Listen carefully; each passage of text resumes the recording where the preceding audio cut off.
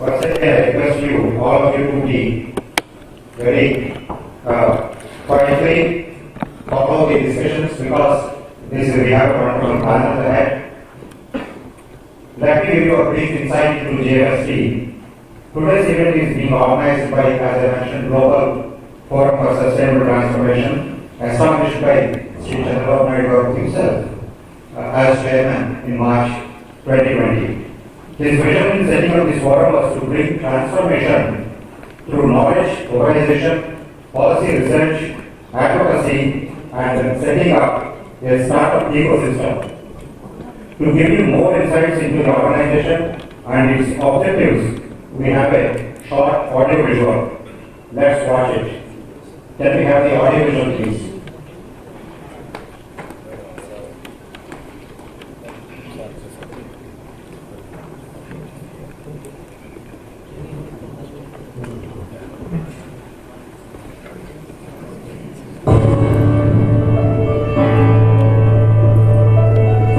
A strong economy is a source of national strength. As the fastest growing major economy, India stands out as a bright spot in the world.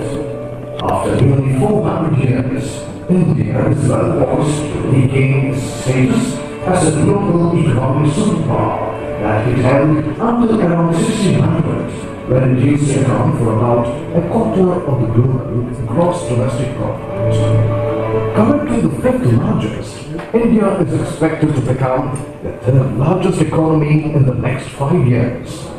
With the mindset of a winner and strategic actions leveraging its strengths, it has the potential to become the second largest economy by 2047. These predictions are supported by strong fundamentals. 4 things that make India proud: vibrant democracy, demographic dividend, consumer demand, and digital infrastructure. India's population is among the youngest in otherwise aging competitive economies. As of 2022, the median age in India was 28 years, compared to 39 years of China and the United States, 45 in Western Europe, and 49 in Japan. This demographic dividend presents an extraordinary opportunity. During his address on the 76th Independence Day, the Prime Minister emphasized the Panch Pran, or lifeblood resolutions for the nation, calling upon the youth of India to play a crucial role in transforming the country into the strongest economy by the time it celebrates its 100th year of independence in 2047. The youth of today's India has the greatest potential not only to contribute to this country, but globally. Globally now, many of the large corporations, MNCs and Fortune 500 companies have the support of many Indians who are now leaders in the board, leaders as the chief executives and chief technology officers, and also in public domain.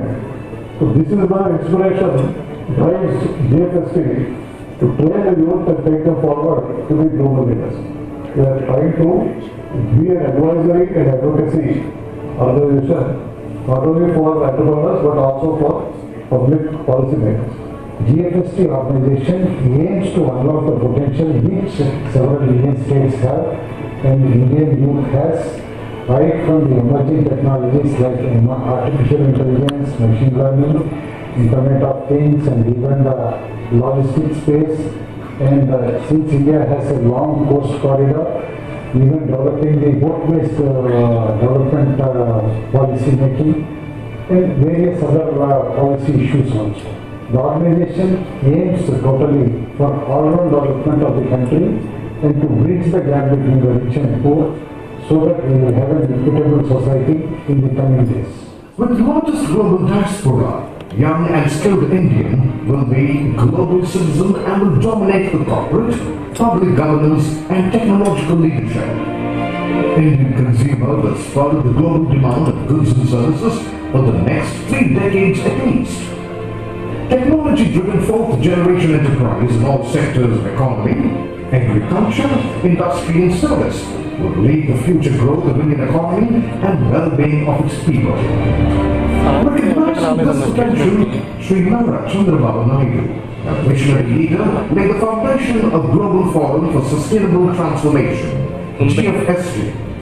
GFST is an apolitical not-for-profit think tank and policy advisory group for research and strategic sectors critical for transformation of India as a global leader. GFST is a platform for knowledge sharing, enterprise promotion for sustainable transformation of economies, enterprise and communities for overall well-being and happiness. Some of the sectors of interest at GFST are deep technology and digital transformation, infrastructure and logistics, strengthening startup ecosystem, institutional change management, social impact enterprise. Guided by the philosophy of Vasudhaiva Kutumbam, or the earth is one family and a more equitable world, GFST seeks sustainable transformation of economies, enterprise and communities for a shared vision of one earth, one family, one future. How do you wish to contribute to this change? Join us to learn more at gfst.in.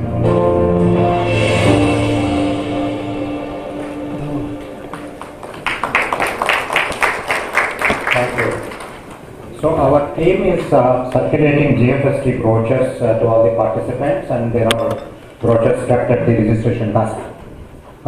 You can go through, and if you feel that you can contribute to any of the areas where GFST is working, you are most welcome to get in touch with us. Like at the end of the film, you have seen some of the objectives that GFST wants to achieve. As part of its exercise to fulfill these objectives and achieve these goals, GFST has started a series of seminars like this, what you are witnessing today. You are most welcome to get in touch with us. Like at the end of the film, you have seen some of the top leaders from different verticals together to brainstorm to develop strategies to ensure the country realizes its full potential regardless of the future that unfolds. So, ladies and gentlemen, this is the objective of these seminars. So, post this event, we will be having leaders from different verticals together to brainstorm to develop strategies to ensure the country realizes its full potential regardless of the future that unfolds. So, ladies and gentlemen, this is the objective of these seminars. So, post this event,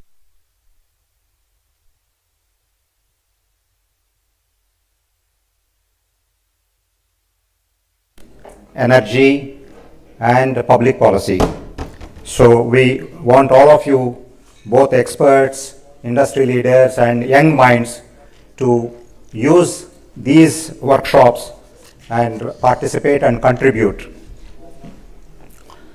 Before I begin the actual session, I would like to invite our chief guest along with the team of GFST to light the lamp before we commence the program. So, sir, can I have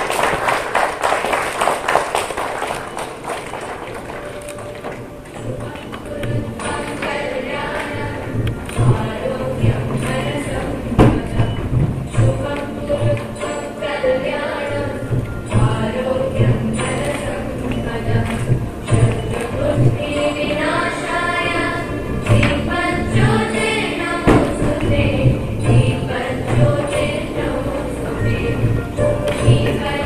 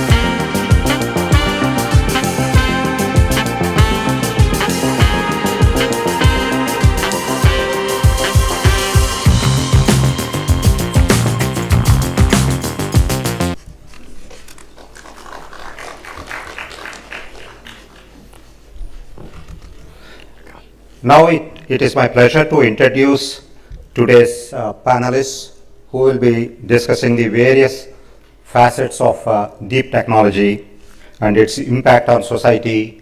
How do we leverage this technology? How India can progress by applying deep technologies?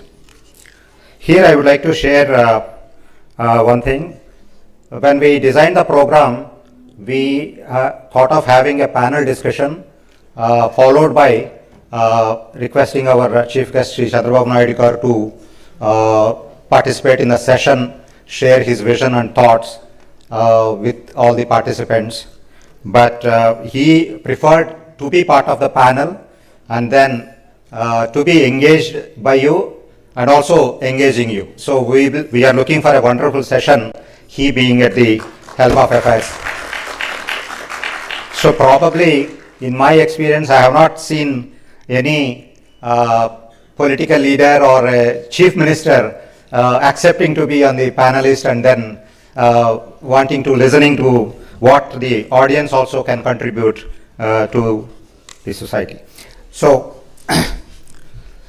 first let me welcome Mr. Sanjay Jasrani.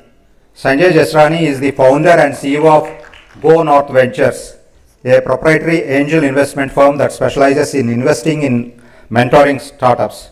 As an active member of the Indian Angel Network and a charter member of TAI Hyderabad, Sanjay had made investments across sectors like healthcare, deep tech, unmanned aerial, sustainability, consumer and fintech. Please come on to the dais, Mr. Sanjay Jasrani. Ram Deshpande, who is a partner at Ernst & Young,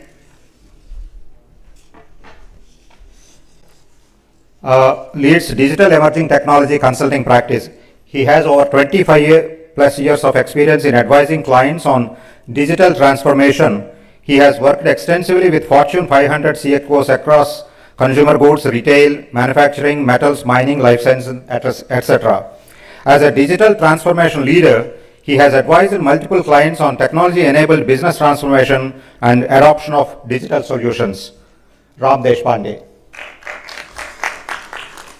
Sridhar Sheshatri is the co-founder and CEO of Spotlock, a deep tech product company based in Hyderabad and the US. Sridhar has previously worked at Facebook and EA Sports, where he led the product insights and the predictive analytics function. His expertise spans artificial intelligence, blockchain, quantum computing, and cybersecurity. Sridhar Sheshatri. Satish Lakaraju is the global head of air freight and pharma at Wizfreight, bringing 3 decades of experience in the logistics and supply chain industry. Worked at TNT Skypack, Dasher and Agility Logistics. He is on several industry bodies as advisor on logistics issues, an authority on cold chain, airport infrastructure for pharma cargo handling and perishable exports. Mr. Satish Lakaraju, please.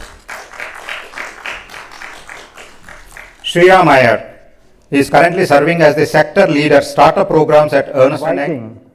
Our chief guest of the today, Sri Chandra Babu garu, onto the dais. Our chief guest needs no introduction. Though it's a cliche, what more I can talk about him? A person in 2000, Time magazine named Naidu South Asian of the Year for turning Hyderabad into India's new information technology hub. Sri Nara Chandrababu Naidu is pioneer in implementing technology-intensive administrative measures to optimize efficiency. He is perhaps the first technocrat chief minister who visualized and laid foundation for building knowledge economy and digital economy way back in 2000. He believes in putting technology at the heart of development. Just to give few examples of his Technology Connect, he was the head of 13-member committee of chief ministers to promote digital payment systems and financial inclusion in India, which was constituted by the government in 2016. Sri Naidu garu chaired the National IT panel under National Democratic Alliance government. In 2001, he was described as one of the hidden 7 working wonders around the world by Profit, a monthly magazine published by Oracle Corporation in US. Among the numerous awards given to him in 2000 in India, which was constituted by the government in 2016, Sri Naidu Garu chaired the National IT Panel under National Democratic Alliance government. In 2001, he was described as one of the hidden 7 working wonders around the world by Profit, a monthly magazine published by Oracle Corporation in US. Among the numerous awards given to him in 2002, he was chosen as the IT Indian of the Millennium by popular vote conducted by India Today. Sir, we have the honor and pleasure to have you with us today. Please, I request you to come on to the dais.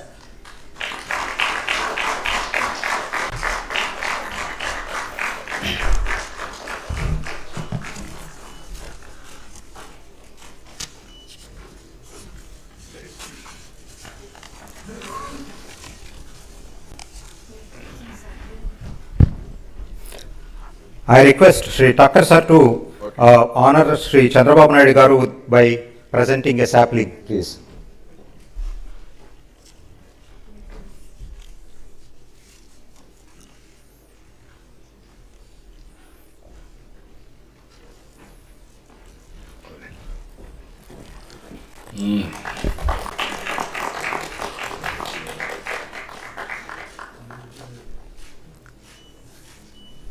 God, thank you.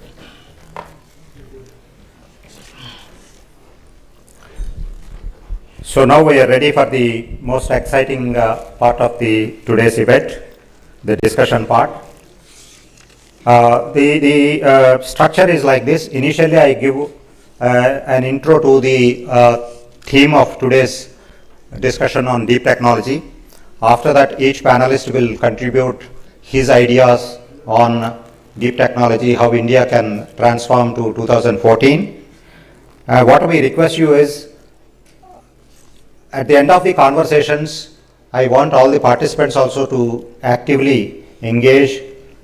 We have provided some slips for you to write down questions and then pass on to the organizers, or you can ask for a mic and then either you can make a question or a suggestion to any of the panelists, including Sri Chandra Babu Garu.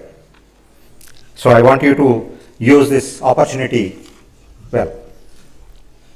As India looks over the horizon to 2047, the 100th year of independence, there appear to be several reasons for optimism. Projections indicate that India is on the course to become business applications, ease of doing business and addressing social challenges. The building blocks of the new age ecosystem are rooted in digital tech. India's ability to massify tech and use it at scale is one of the key pillars driving economic growth. The 2010s have been described as the decade of disruption. So much what is now normal barely existed 10 years ago. 5G, voice recognition, artificial intelligence, cloud computing, and the Internet of Things have changed how we communicate, manage our health and consumer content. Electric vehicles and wearable technologies have significantly impacted public and personal safety and health. Now, at this juncture, what we are looking forward to the technological advancements that can happen in the next 20-25 years, how they will shape our future. As a country, what should be our preparedness to leap into the future? In conclusion, deep tech represents a significant opportunity for innovation and economic growth and is poised to have a central role in building future society and industry. According to news reports, India has more than 3,000 deep tech startups catering to different industries and consumers. This being such an important and impactful sector, GFST has chosen deep tech as the topic for its first event. And today, we have an excellent panel along with our chief guest to discuss these issues much deeper.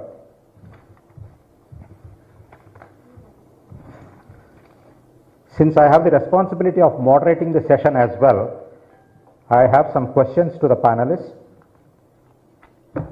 My request to them is to be brief so that we can use maximum time, and we have a very diversified thoughts coming from the audience as well as from other panelists. So let me begin by asking Mr. Sridhar Sheshadri, who is actually developing deep tech products, and he is practitioner at deep technology. Sridhar, what is your vision how the deep technology will transform in the next 2 decades?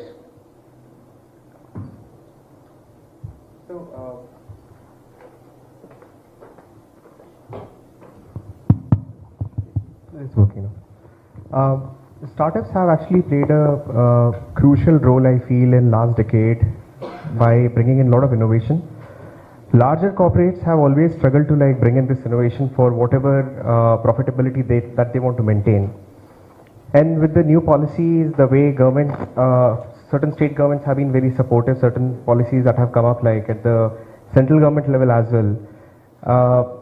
There are new entrepreneurs, even though it doesn't look like a startup, but again, these individuals are playing the role of an entrepreneur. That's very much like a startup. And I feel that's very critical. If you talk about healthcare segment, you talk about energy segment, you talk about infrastructure, you name any of those verticals practically. There is a tech element. All the investments that we are seeing going into startup, it is driven by some part of it is driven by technology.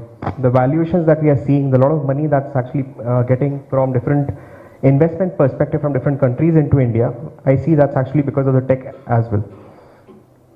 The critical part here is how well we apply the technology more than buildings as the technology, and I think that's where we are entering in with the startups ecosystem at this point of time.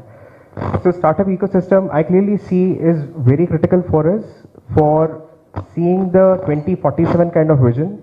We really want some very good use cases coming out of these startups, these becoming large corporates. If I practically look at a decade ago, how we used to visualize more than buildings as the technology, and I think that's where we are entering in with the startups ecosystem at this point of time. So startup ecosystem I clearly see is very critical for us for seeing the 2047 kind of vision. We really want some very good use cases coming out of these startups, these becoming large corporates.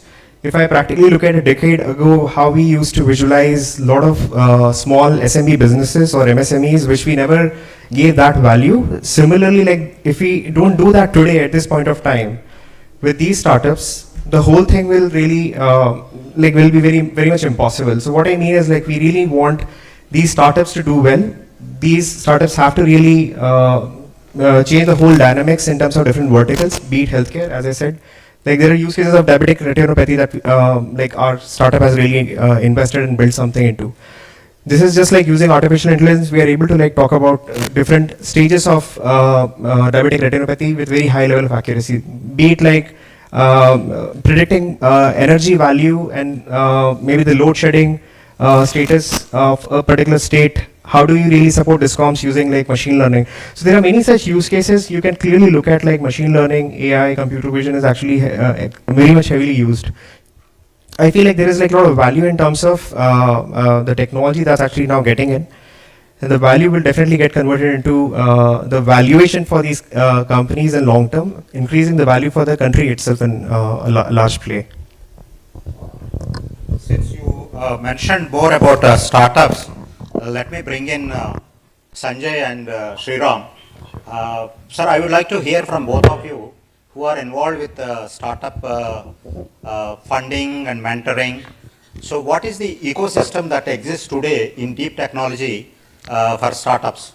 Yeah. And how do you see in the next decade, 2 decades, how this will shape up? Sriram, would you like to go? I can go, sure. No, thank you, sir. I think one aspect I clearly see is that startups, because they have frugal capital, they leverage technology really, really well. So the current ecosystem, I think there is a healthy ecosystem right now. And of course, there is always scope for more. What I see, what can be done, so the ecosystem is really a combination of, there is infrastructure, institutions like T-Hub and accelerators, incubators, which are there and they are growing. There are a lot of private and global accelerators which are coming. FalconX, for example, is a global incubator which is also started now. So there is a infrastructure which is available.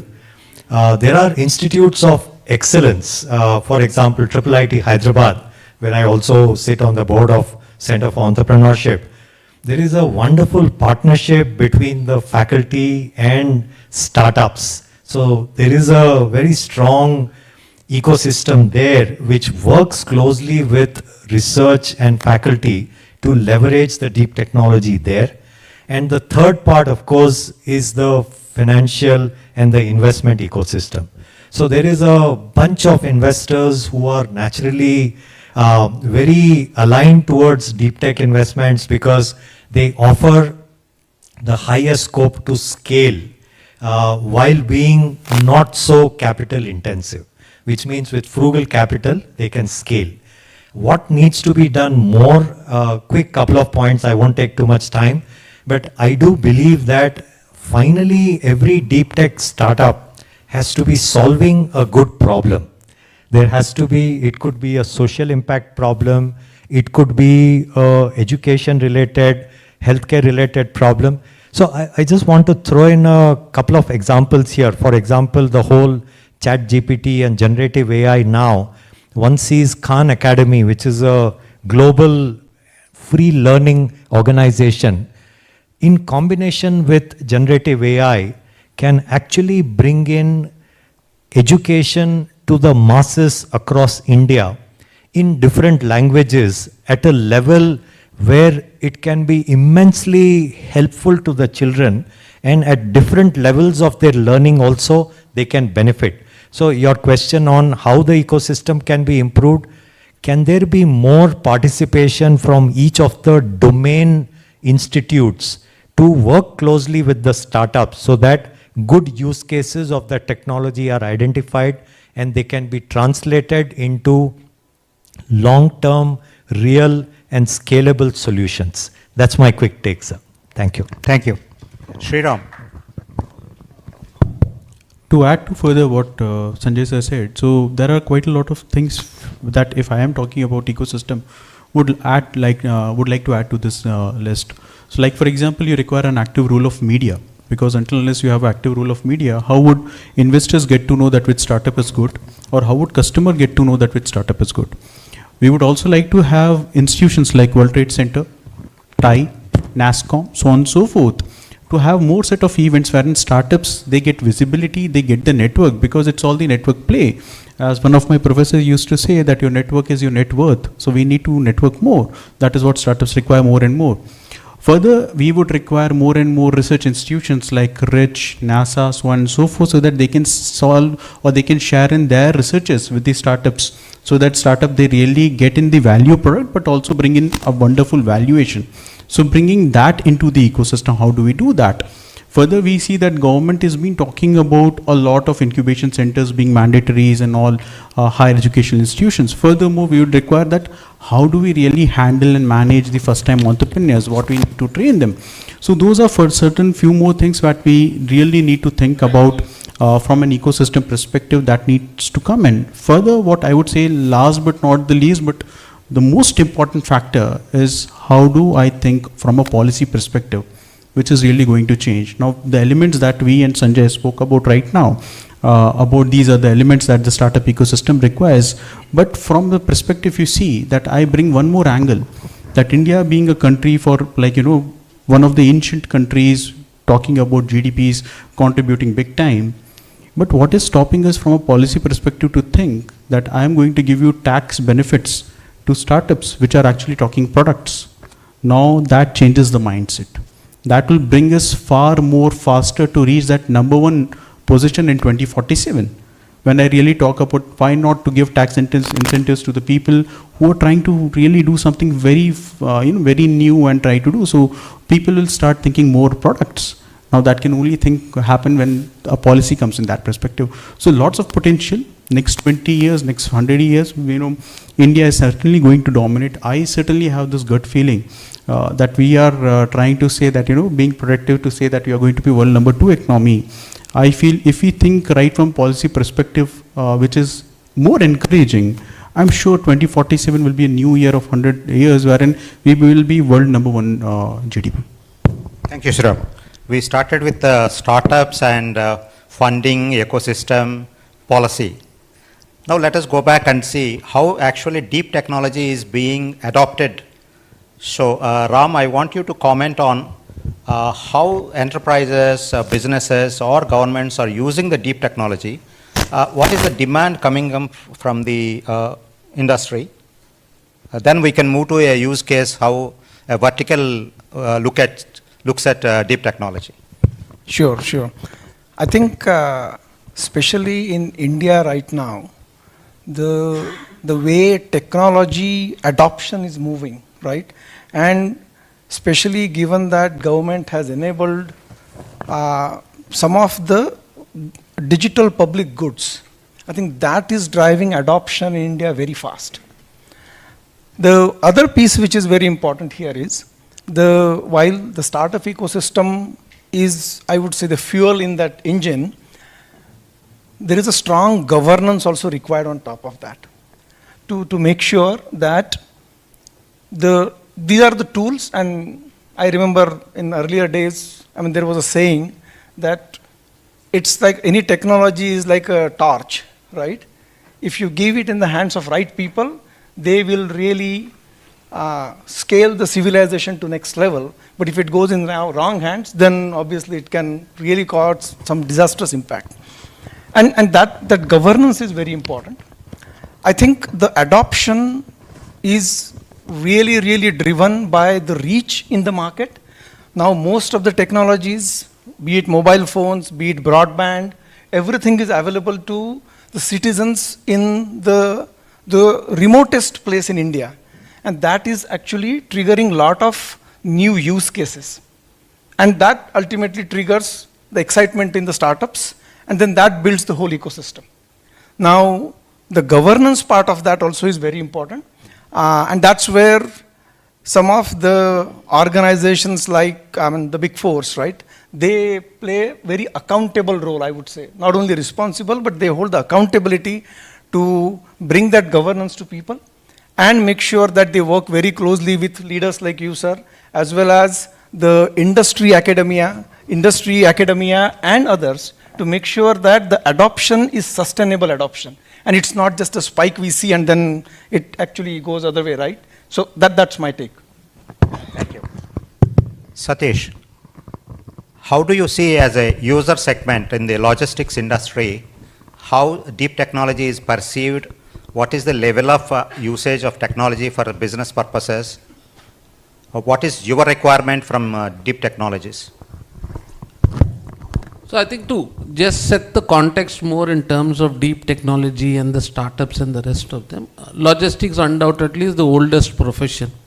Probably prostitution was considered as the oldest profession, and then the logistics came into it. But as far as technology is concerned and its adoption is concerned, you are not even at a 1% or a 2% really in terms of everyone using it. Probably Amazon is one case of a solid deep technology used. But if you look at today, if you look at a basic fundamental in logistics, you almost do 17 times a data entry before a shipment moves from a point A to a final point B in the other part of the world. Now, if you have technology, you should not be entering data 17 times because it's criminal in that sort of it. A fundamental thing that has happened over the years is that logistics companies have tried to build their own technology, but 99% of them, after burning millions of dollars, have not been able to build the technology and have failed. So there are a few set of people who give you a technology which is there. The tech companies don't understand our requirement. The biggest challenge, Ram, for all of us to understand is that guys pass out from IITs, Purdue universities, you name it, and they would have built billions of dollars. But when I talk to a lot of the tech guys who come up and throw things at us, we actually shocked as the understanding of the end-to-end visibility and the rest of them is really a bad situation.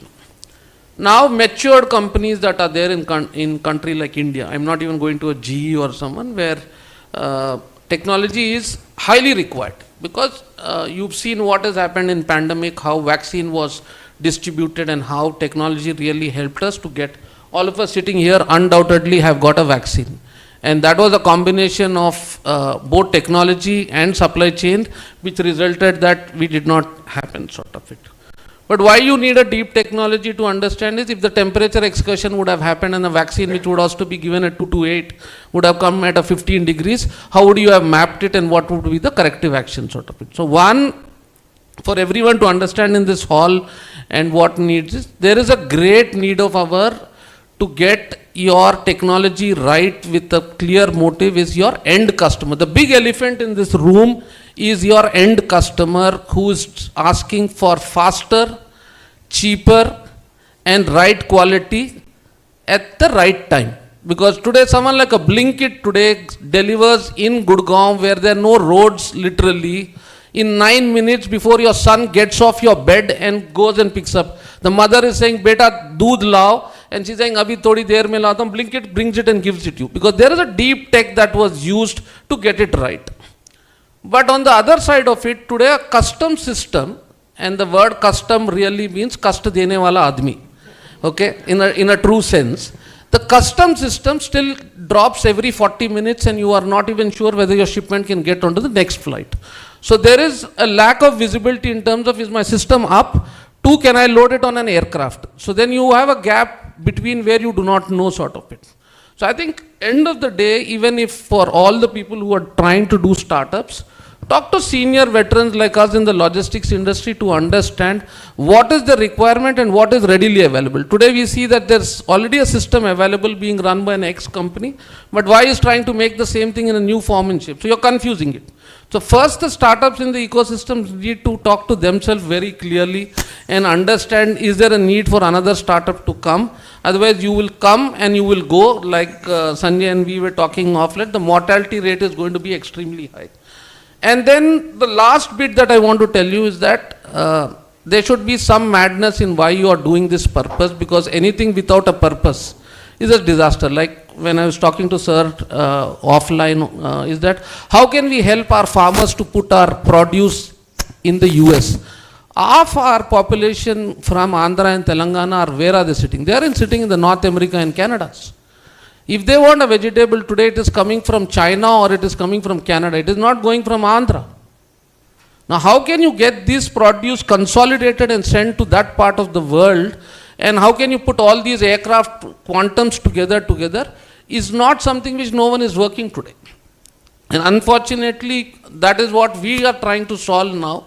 And that's how we've set up our own tech center, saying is that no one will solve it for you. You get your fund, you get your thing. And now, like I was telling, we are 1,000 employees in less than 2 years. We are in 12 countries. And all the big brands have started to work with us. Because we've got it right somewhere. I think that is what I can only tell you is that we've definitely got it right. So I can take a little more questions later, but I'm giving you an insight of what is happening. Thank you. Sir, over to you now. Couple of decades ago, when there is no infrastructure, both physical or IT, no human resources are available. Today we are talking about a lot of technologies, startups, ecosystems and all that. But the way back in 20 years back, you have transformed an agrarian economy into something like a future-focused, technology-driven economy and prepared it for the 21st century, for the needs. Big round of applause for that. Thank you. So, now a lot is happening. India is like now becoming top 3 globally. Lot of young entrepreneurs are coming up. So now what is your vision? Because always you are ahead of technology and always you have seen how to use technology for the societal benefit. So what is your vision with all the happening around us? Thank you. Ravi Garu, thank you. I am very happy to be here. That too, we are going to reach very soon 100 years independence. Recently we celebrated 75 years independence. Now this is the subject, deep technology by GFST.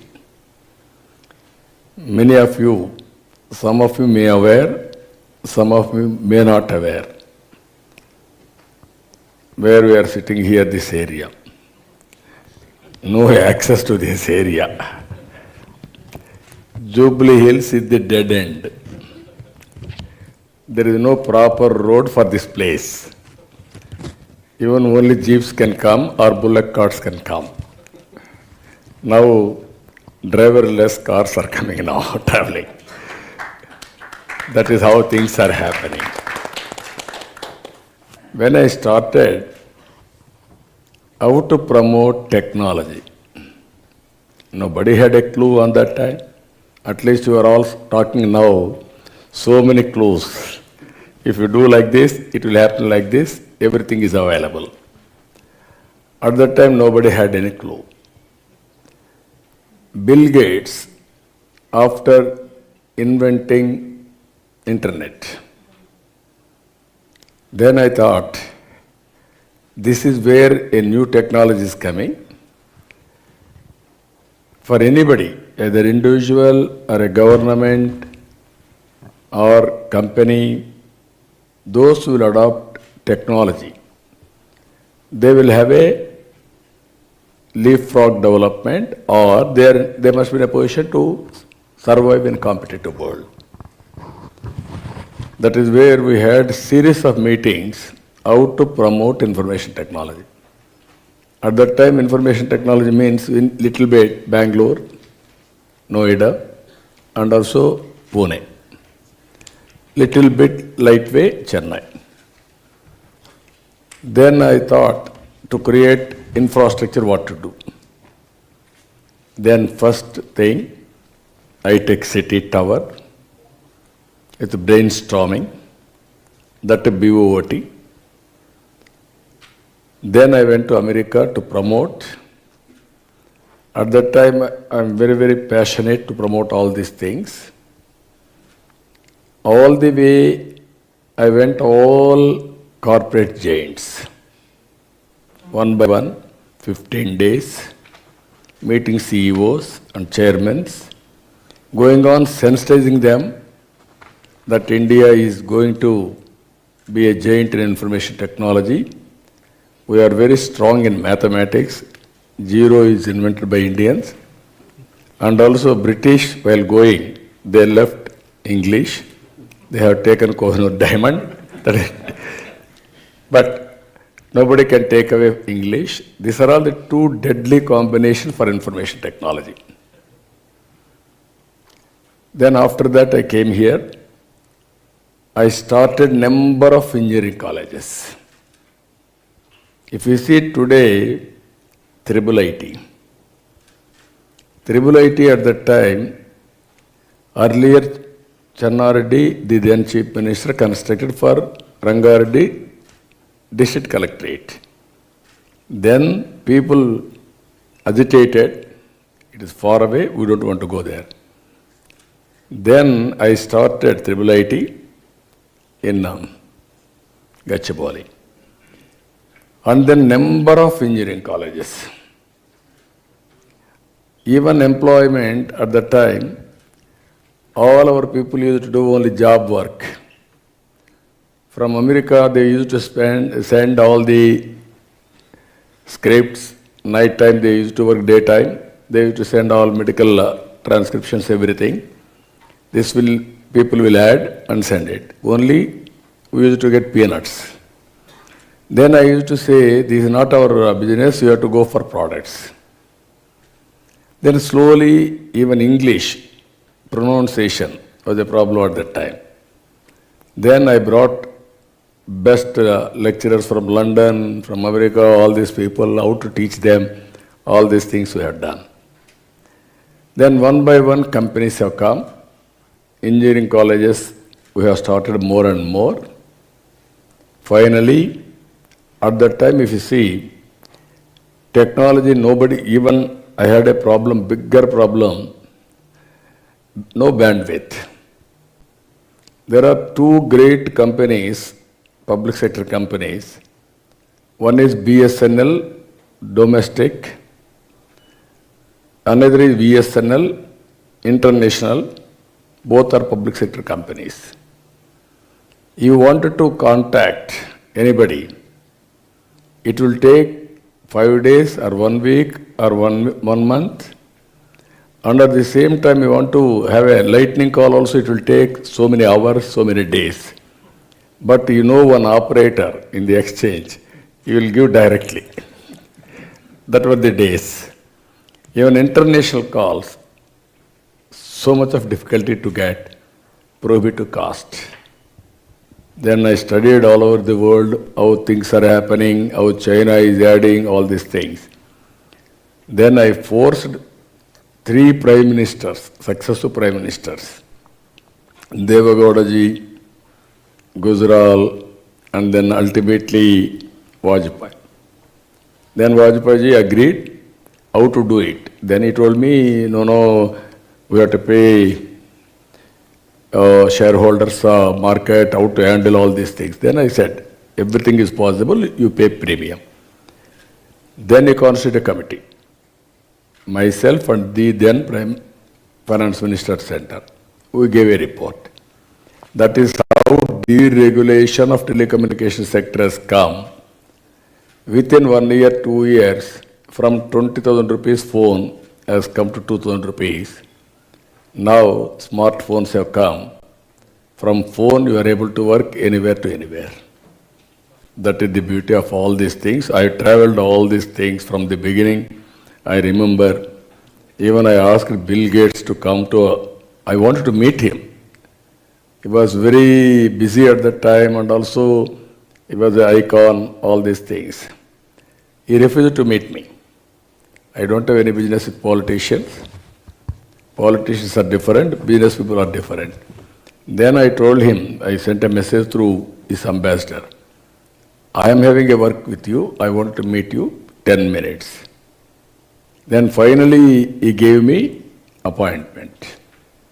Then I prepared laptop presentation, all these things. At that time, this type of presentations also nobody used to do. Even professionals you are unable to do. Then I prepared presentation with beautiful vision, everything. So much of time I spent, my secretaries, everybody. Then he spent with me 45 days, 45 minutes. Then he asked me, what you want? I don't want anything. You recognize the strength of India and Indians on IT. If at all you are convinced, you come and start up your company, Microsoft in Hyderabad. That was my request. Then finally, he said, I'm not coming anywhere today, but let us wait, watch. Then I went all the way from here to Seattle. So many times I met him in Davos. Then he became a good friend of mine. Then ultimately he sent a word, yes, I'm convinced, I will start Microsoft Development Center in Hyderabad, first of its kind after Seattle. Then employee of Microsoft has become president of Microsoft today. You see, one step you move forward, one step automatically it will help. That is the ecosystem we built step by step. That is where this Cyberabad, this area, if you can see Hyderabad, we have planned knowledge economy. One side information technology, one side pharma, another side biotechnology, another side finance. All these things we are able to integrate. Now people are enjoying the dividends of our effort at that time. So, as you rightly mentioned, maturity has come now. Indians are having advantage of technology. That is our USP. I can say it is in our genes now. And also, all over the world, Indians are doing extremely well. We'll come towards that also. First mover advantage for Andhra people, Telugu people. Initial movers advantage. That's why you go to any country, I used to say all these things for the last 25 years. Out of 4, globally, 1 is Indian. Now it has increased also. Among Indians, out of 4 or out of 100, 30-35 are from Telugu people. That is how first mover advantage has come. Second advantage, demographic dividend. India got a very good advantage. Just now you have seen this slide. I am having strong belief for youngsters. They can do wonders now. These are all the deadly combinations for knowledge economy. So, beginning of infinity, you want to do anything, you can get it done, but leadership is important.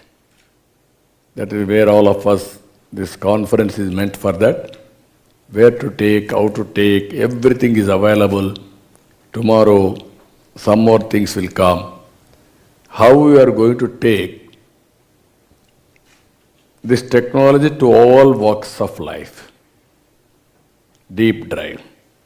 Second, how policy makers can make a public policy to promote this for overall benefit of the common man.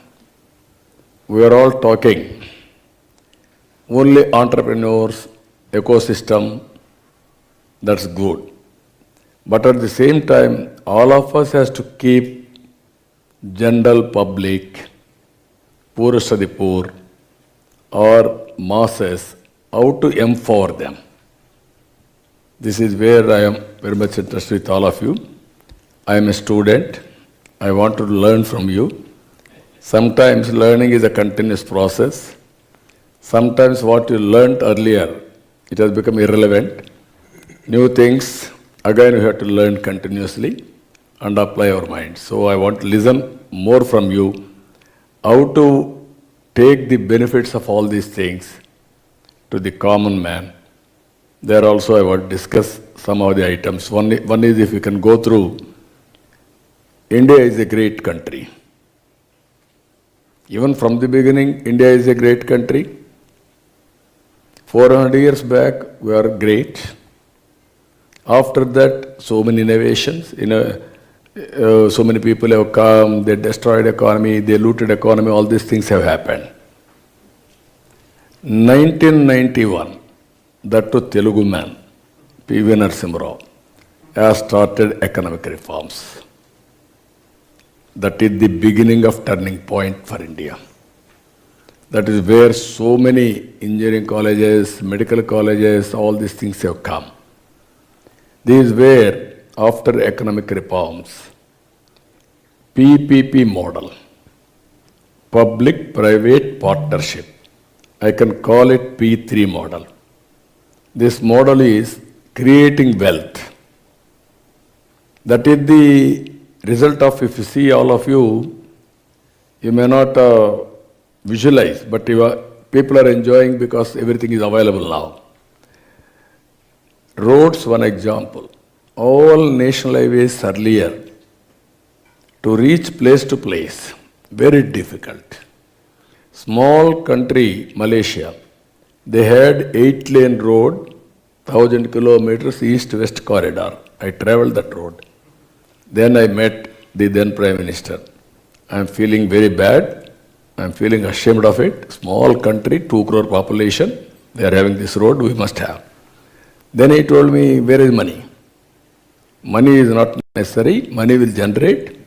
That is where we brought first time, under PPP model, BOOT, build, operate, own and transfer.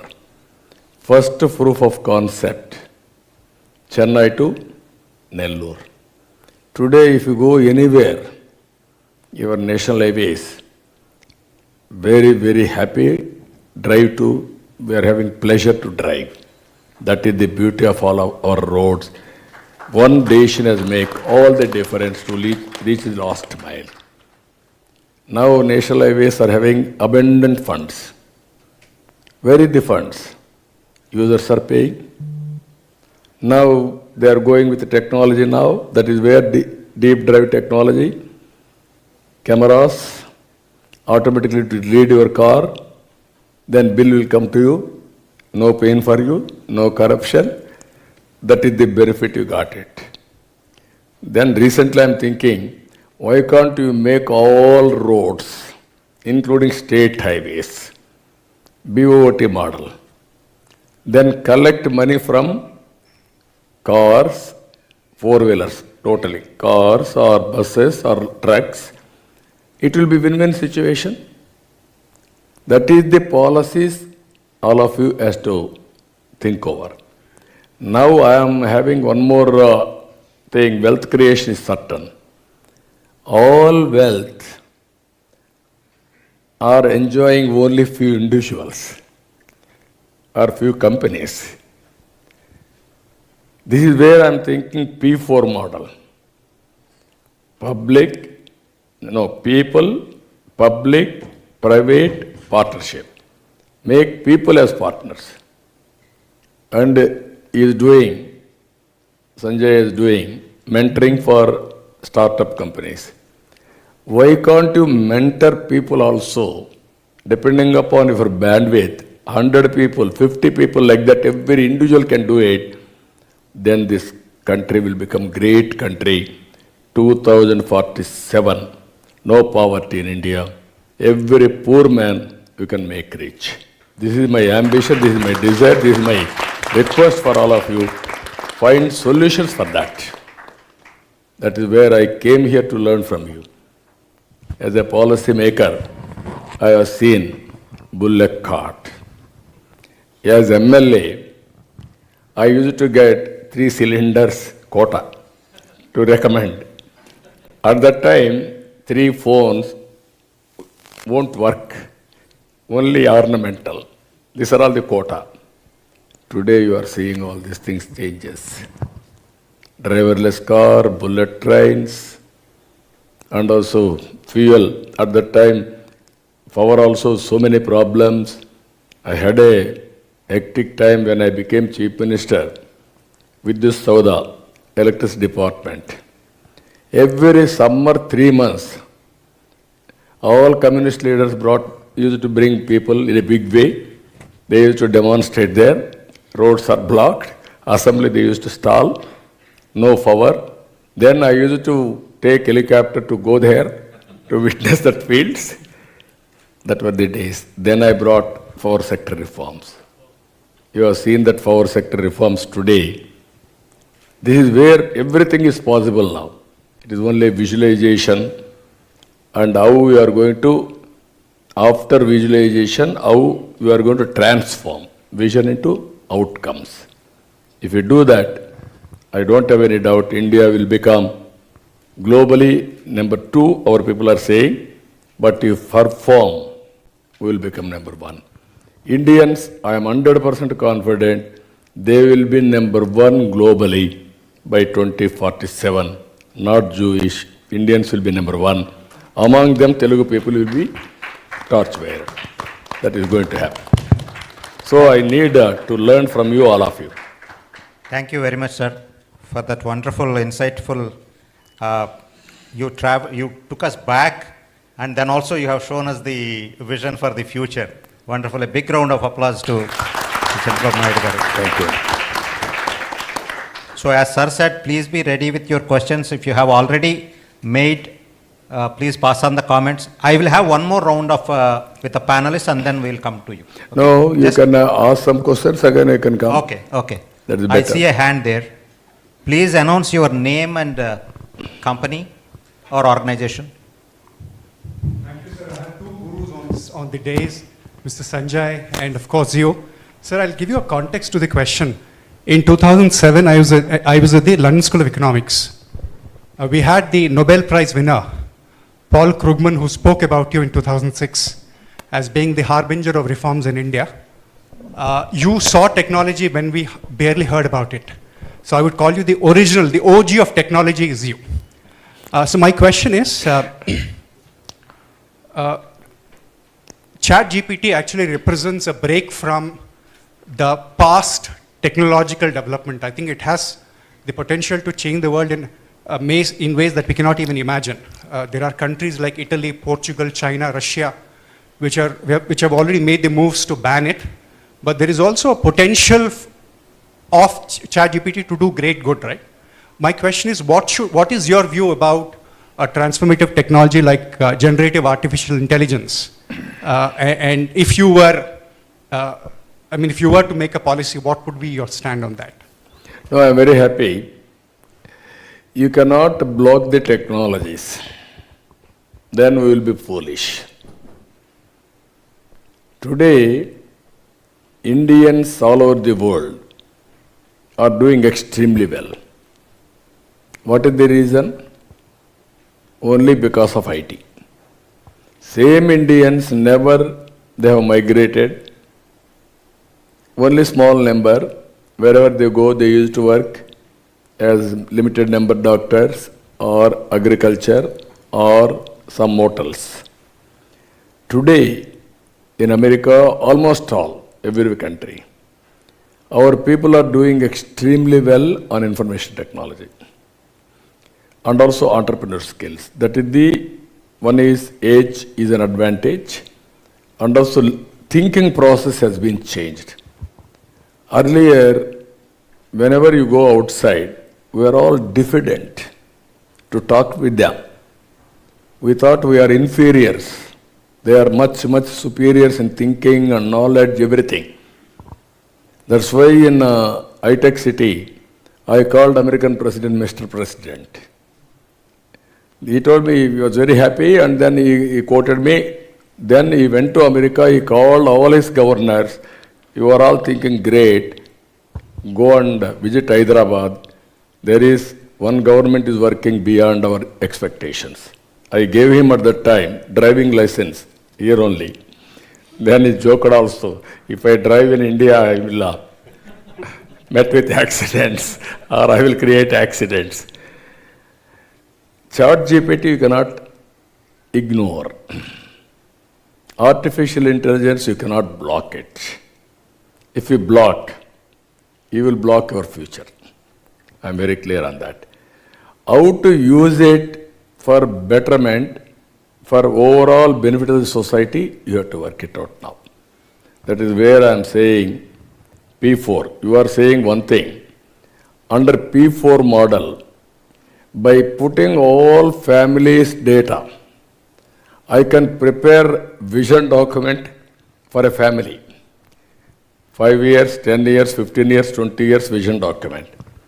Then people like Sanjay, all of you, basing on your bandwidth and capacity, you can take mentorship by spending some resources, some time, leadership bandwidth, everything. Then you will see the changes. I am an ordinary man. I born in a village. My village don't have road, no bus. We used to do leveling all these things by using all our bullock carts. Then bus they used to send. That were the days. No power. In Lanthar, before Lanthar we used to read.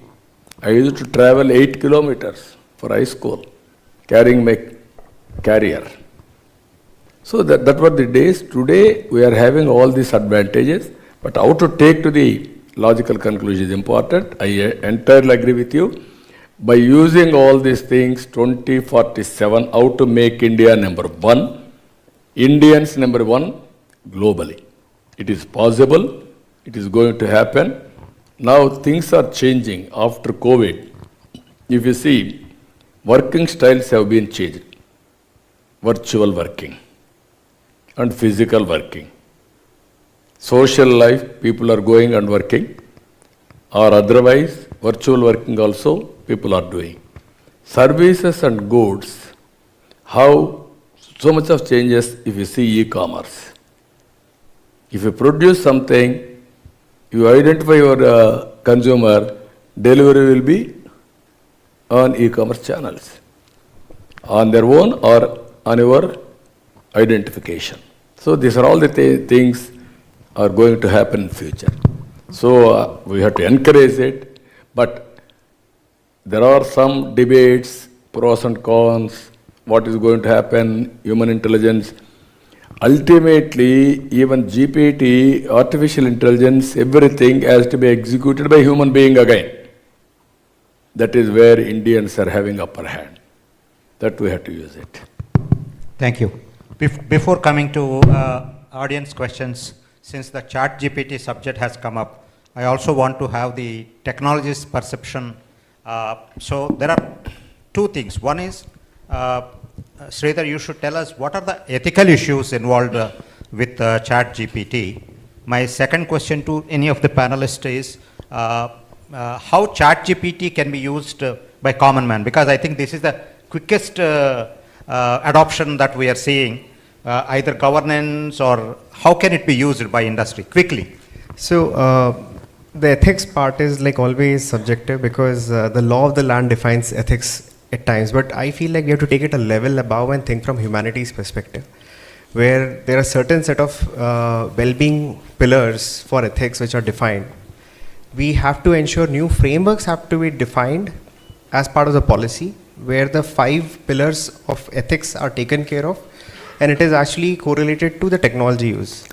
Example like as simple as you're writing an exam today, and that exam questions, if I put into chat GPT and I generate all the answers, while the government is trying to help online education, and if I use a tool like chat GPT and fill those answers and pass my exam and get my degrees, that is unethical. So we will have to even make counter systems to like stop that, where the work will start happening eventually as we make policies around it, and especially like people who are here in the crowd who are like all experts for some of these domains of deep tech. I believe that's their role as well, to come forward, draft these policies, pass on to GFST kind of bodies, where while there is an opportunity in future, we can work together to make policies and ensure like we are ready. India is ready actually for that bit of it. So anything that you believe like is a question mark, like I can imagine 50 years ago or maybe 100 years ago, when everybody couldn't get a driving license and there was no clear definition of accidents, there was always a gray area around it. Similarly, we are in a gray area spot at this point of time around ethics. There has to be policy creation to be done. Once we create these policies, we help the government rather than putting a question mark. I think we will then lead this whole journey to the next bit of it. So right now, that's the time. No, can I intervene here? When I started biotechnology, people said it is not correct. If I should have stopped at that time, no COVID vaccine today by India. This is where I am saying how to use it for better purpose is important. Everybody is saying at that time, because of biotechnology, so many changes, artificial changes you can bring, it is not good for nature. Nobody stopped it, it has gone. That is what. No, thank you, Ram Prasad. And Kiran is a good friend. Thank you for asking. So my view is that with guardrails, I'm a big fan of that ChatGPT can be a quantum leap in terms of democratizing technology. I'll just take 2 quick use cases, Mr. Ram Prasad. One is, like Sir mentioned, very kind of him to say that, you know, I'm a mentor and I can do that. Actually, in education or even in access to public policy, benefits and everything, there are already systems which are coming into place where ChatGPT can be used by the common man to understand what are the various benefits which the government is offering. They can be around subsidies, they can be around insurance, they can be around free education for their daughter, bunch of stuff. Similarly, in education, the point I mentioned about Khan Academy, I was watching a TEDx video which shows that on one side, like he said, you could use ChatGPT to cheat and actually, you know, make your answers, right? But on the other side, with certain guardrails, ChatGPT can be your personalized mentor, your personalized teacher, where it will ask you questions. It will help you to think in the right direction. If I were to just dip towards healthcare, I'm fairly engaged with healthcare quite a bit. I'm on the board of a large hospital in Hyderabad. Today, the healthcare proportion of doctors to population is extremely low, especially rural healthcare, like Sir mentioned.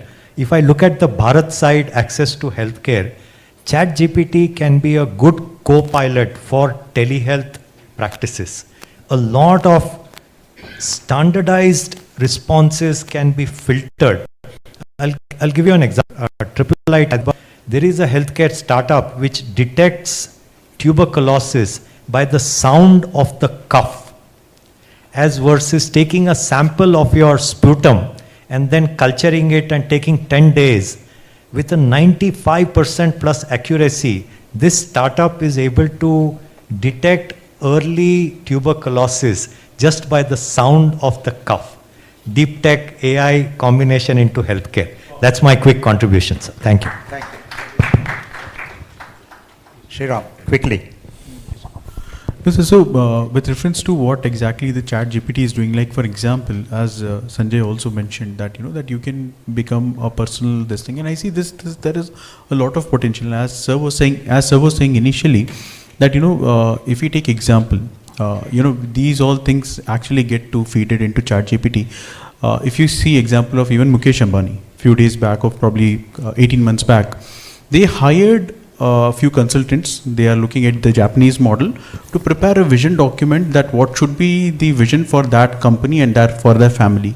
So as sir rightly said, it is very much required when you are talking about SDG goal number 15, 17, thinking about people, that how they should think about livelihood, how they should go to the next levels. I guess this is where the technology should go in. The technology should go into a level that, okay, if I'm going to give in my resume, or if I'm going to say that this is what I am doing and what is what I need, a chat GPT should tell me that, hey, this is what is possible for you.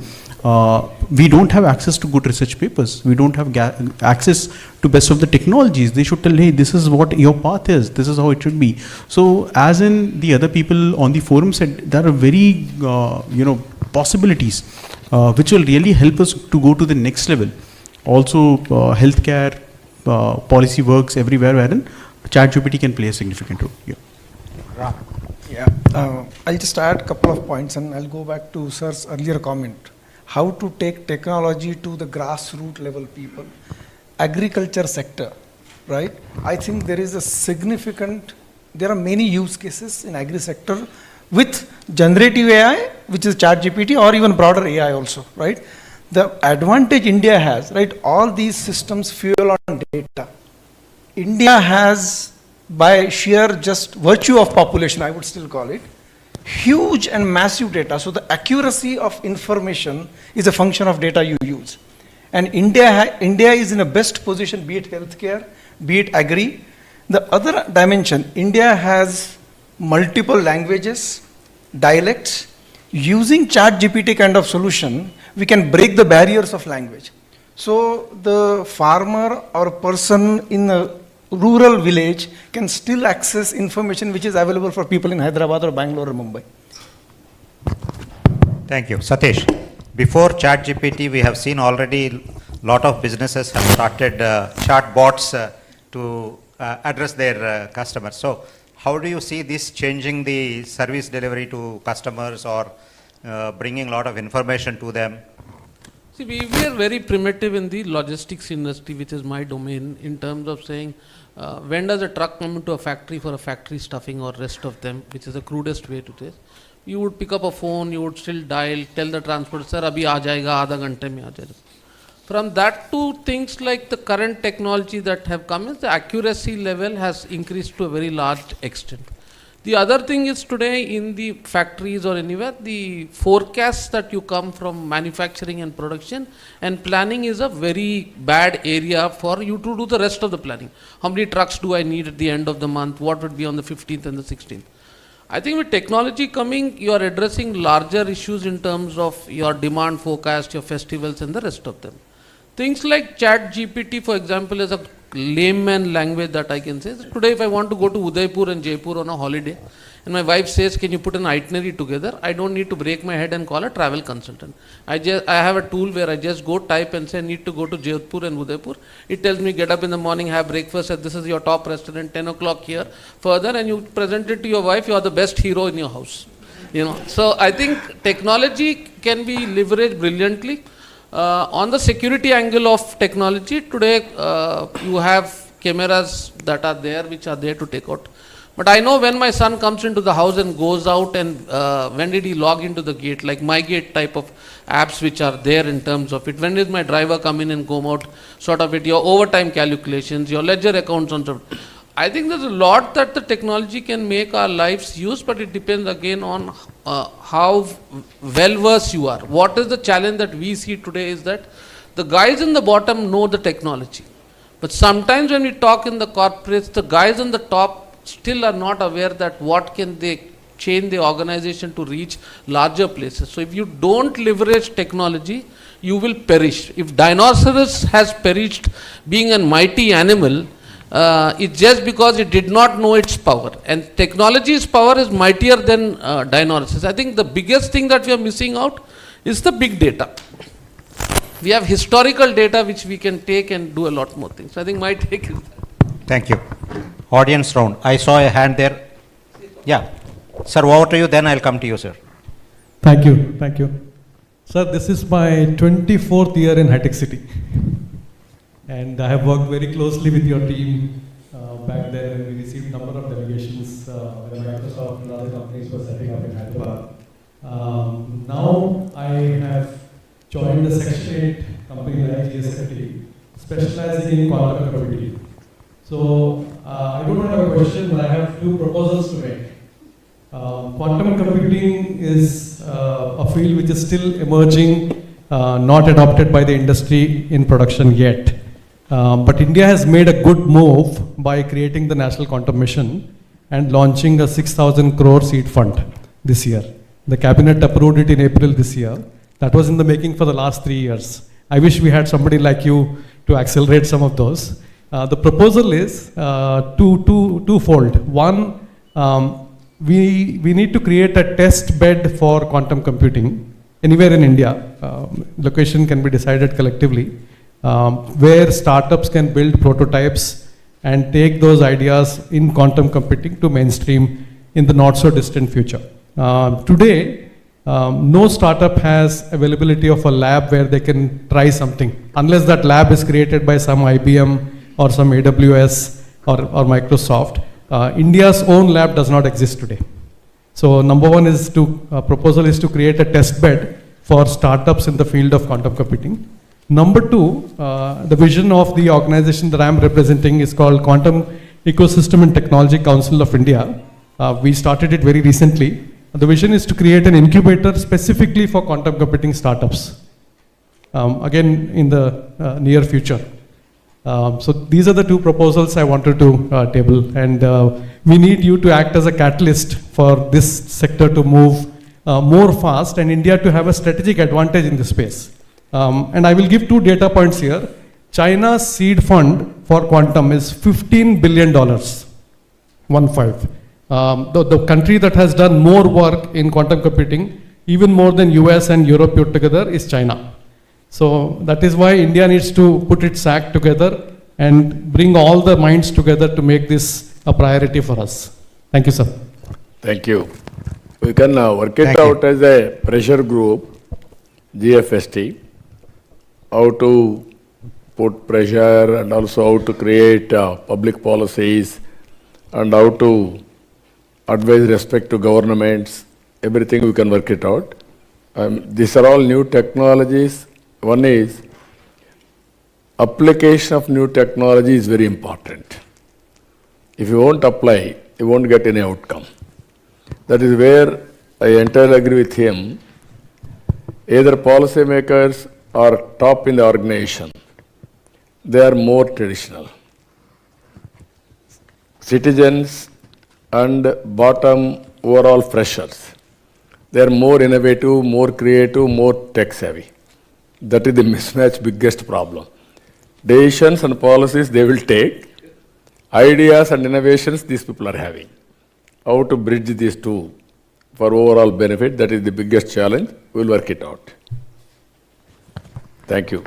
Thank you, sir. Sir.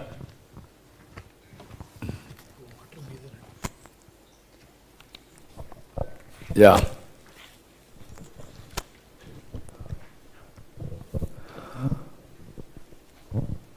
Yeah. Good evening, sir. So, good evening. I remember when you are Chief Minister 15 years back, I introduced to the right people to you. One of my cousin brother, who is very successful in Dallas, USA, I introduced to you, and you are so visionary that time. Even now I am only visionary. I am ahead of times always. That is the problem with me. If you think today, I am thinking 20 years ahead. Yeah. But that's why sometimes it is a disadvantage for me. People are not understanding me. That's why I am losing sometimes elections. I am not talking short term and also appeasing and giving everything. But I want to give everything. But at the same time, all our ideas are futuristic. And when J.H. Chaudhary was there, so Yeah. you are the person who brought big companies to Hyderabad, Telangana, Andhra Pradesh, that time. So most of my family members, they are well settled in state. Well, they are in top position, big companies like 100. He was a representative for STP. Yeah. At that time. That time, yeah. We used to work with him. So we will work with you, and we will see that how make India global. One of the your But the vision only is problem is those who got benefit out of my policies, they are not supporting further how to take forward. That is the biggest challenge. That's where I am asking. Not only finances, all these things I am not asking. But how to create good policies, how to share knowledge, how to take forward is very important for the benefit of the nation. So I need all your cooperation now. Everybody has to cooperate. All of us will work as a group for 2047. How to make this great country #1 in the world. We will give policies, we will prepare vision. and the India will become on the world map definitely because of your leadership and everyone's support. Yeah, Thank you. everybody has to cooperate. Thank you. I see a hand there.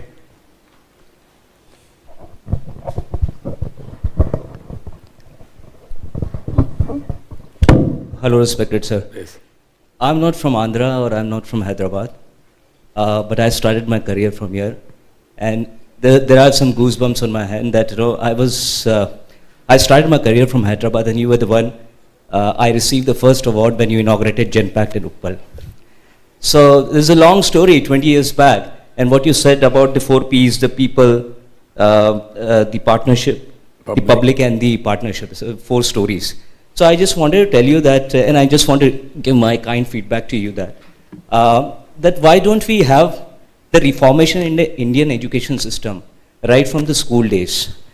We are talking about, it's a very simple question, sir, that, we talk about a lot of engineering colleges, management colleges, and you were the one who started one of the first who laid the foundation for triple IT in Hyderabad at Gachibowli.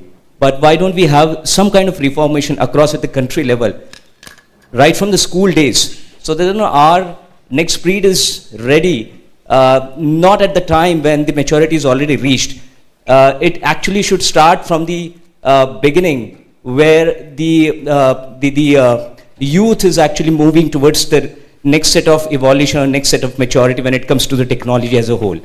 And another part, it's just a thanks to you that it is not restricted the technology and the contribution what you made, not restricting only to Hyderabad or Andhra. What I have observed that I was able to create a space for myself, and right from the first job what I did from engineer, and then I became the CTO for Vodafone, which is one of the global organization. So it's not like people in Andhra got benefited across the country with the contribution what you made. We all took the knowledge, the skill, the capabilities and the capacity from here, and we explored not just in India but out of India also. So thank you so much, with all my warm gratitude to you.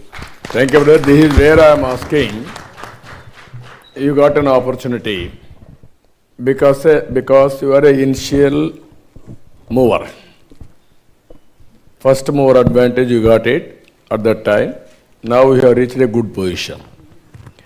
This is where I am saying now technology is matured, and also it is a continuous process. That's why I referred beginning of infinity.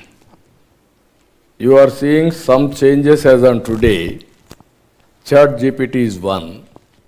In future, you are going to see more changes and everything is possible. That is what is going to happen in future. This is where all of you I am asking, as you rightly mentioned, you are mentioning education. I am asking top 10 policies where we can transform India, number one globally, Indians, number one globally, and also Indians can work virtually and physically for global service. Once we are all thinking population as a disadvantage. I also promoted population control. Very vigorously I used to promote. I used to call public meeting, 4 children mother, 1 child mother, I used to call on the dais. Advantage, disadvantage, I used to compare. Then they confessed. No, 1 child is they are looking after very well. 4 child we are unable to look after well. That's why within 1 decade I was able to control population. Same person I am promoting now, population management. At that time I imposed ban. If you are having 2 children, more than 2, you are not eligible to contest in local bodies. Recently I announced, I am lifting that ban. I am promoting population because in future, aging population is increasing in Andhra now, in South India totally. That is a dangerous trend. That is where I am saying, one is education policy, comprehensive policy, deep tech in education. And also you can go healthcare, as you rightly mentioned, all of you, so much of work we have to do by using technology, accuracy and proper knowledge, and we can do wonders. I am working now, one small example as an NGO, Nutriful. This Nutriful, in a trust we are working, by having, one is preventive health, and also with all these things, food as a medicine, kitchen as a pharmacy. So what your body, one is gut. You manage your gut, then so many problems you can control. You have to manage your mind. Mind and gut will talk continuously. Something wrong, then whole ecosystem will disturb. Either your heart, your BP, your sugar, your kidney, everything. Even some preventive, every once in 3 months or 6 months you can have a blood test. Basing on blood test clinical results, you can prescribe diet. Same diet, moderate or nutritious food, which one you have to take, which one you cannot take, all these things if you can do. 100% preventive disease you can control.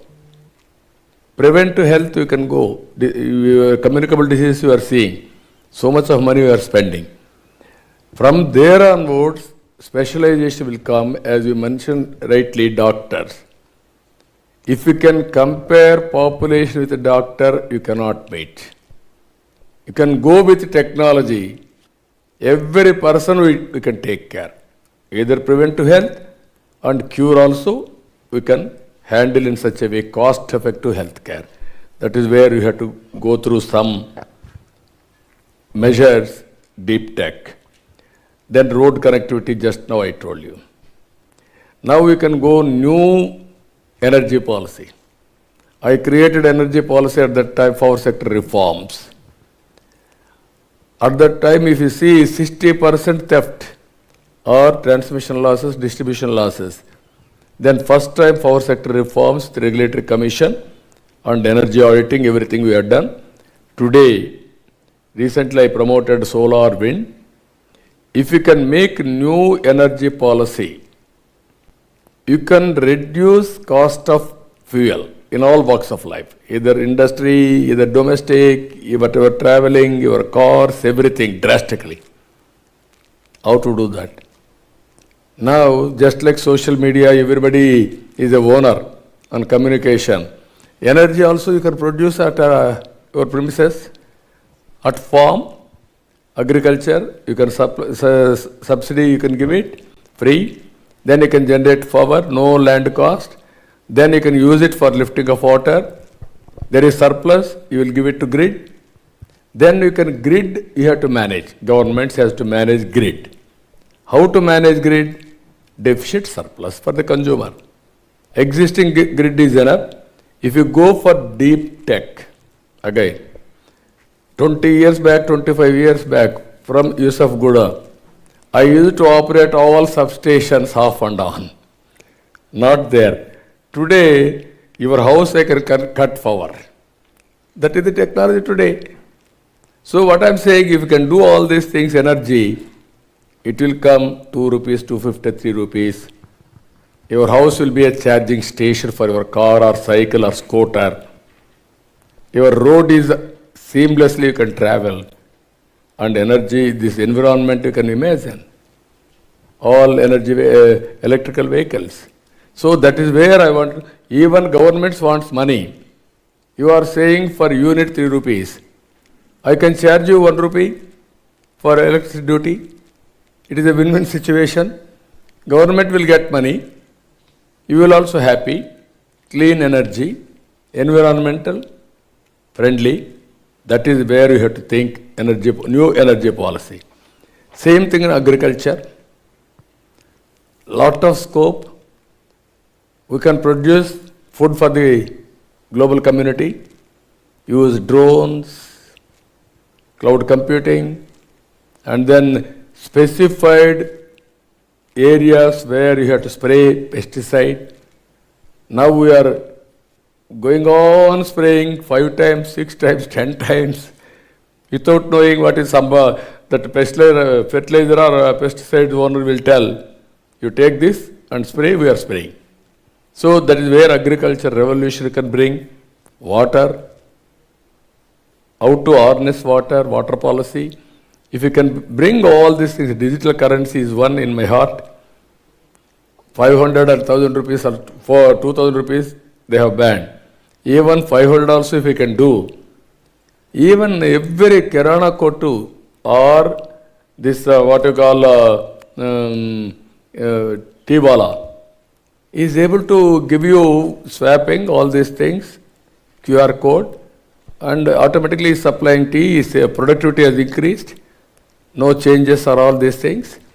If you do all these things, today you are doing GST, quantum jump in GST. If you abolish 500 rupees and 2,000 rupees, all political corruption, money hoarding, black marketing, money laundering, everything will go, then you can see the economy. Multiple areas it will grow. Finally, P4. You got an opportunity, you have to handhold 100 families, 10 families, 20 families is your duty. Even CSR, corporate social responsibility, we can use everything to uplift our fellow human beings. Like this, if you prepare top 10, all of us, we can see, visualize 2047, 100 years independence. Thank you, sir. It doesn't look like you are seeking any opinions or suggestions from all the experts. No, I'm giving thoughts. You already have so much of agenda prepared and...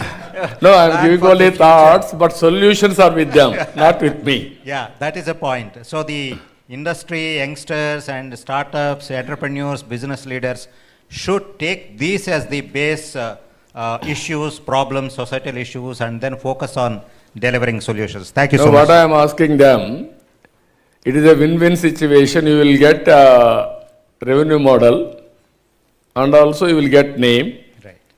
I will get good benefit out of it. That is, poor people will become rich. Right. That is my dream. That is my wish. Sir, I one more time go back to the panelists. In earlier conversations, we heard so many times policy. So can you quickly, very pointedly give, what are the policy changes that you require, state governments or central government or whatever, to enable this technology, this ecosystem, and to make the industry deliver solutions for the vision of serving the people? Sanjay. Very pointed. Yes, sir. I'll just take a quick couple of minutes. I would like to say that if the government or the policymakers can encourage that domain and technology marriage, I feel that would be the best, because many times I see that there is a disconnect. There is technology which is being developed, but the use case and coming from the problem back into the technology needs a little bit of a overarching hand to come in. I feel maybe the policy makers can contribute to that area. That's my quick one take, sir. Thank you. I think given all these technology advancements, and as I said earlier, data is the key for this. So, and now data is wealth. Yes, and every equipment, every machine will start generating data now. So, and for us to use these tools like ChatGPT or AI or other, it's very important to have a data interoperability policy addressed very clearly. Then the amount of data which gets generated, we will be able to really harness and use it for all the citizens of India. Yeah. So Sridhar, earlier you were talking about a PPP project, how artificial intelligence can... Absolutely, sir. So there are these ambitious projects certain state governments are doing. Our startup is actually doing one of those projects where we are mapping all of the Aadhars of a family and then rolling out schemes and benefits for the government for the right well-deserving persons or their families through that bit of it. There's a lot of data mismatch. A lot of times people don't put the right spellings, right sequence of surnames. Starting from that, as simple as that. One person would actually update their address, the other person would not in the same family. So we are using extensively AI. We have done more than 2.5 crore records processing, and we have got the big bunch of services rolled out. I personally feel, but on the other side of it, in terms of policy, there is more needed because the newer generation, younger generation is much more open to give their data against the benefits.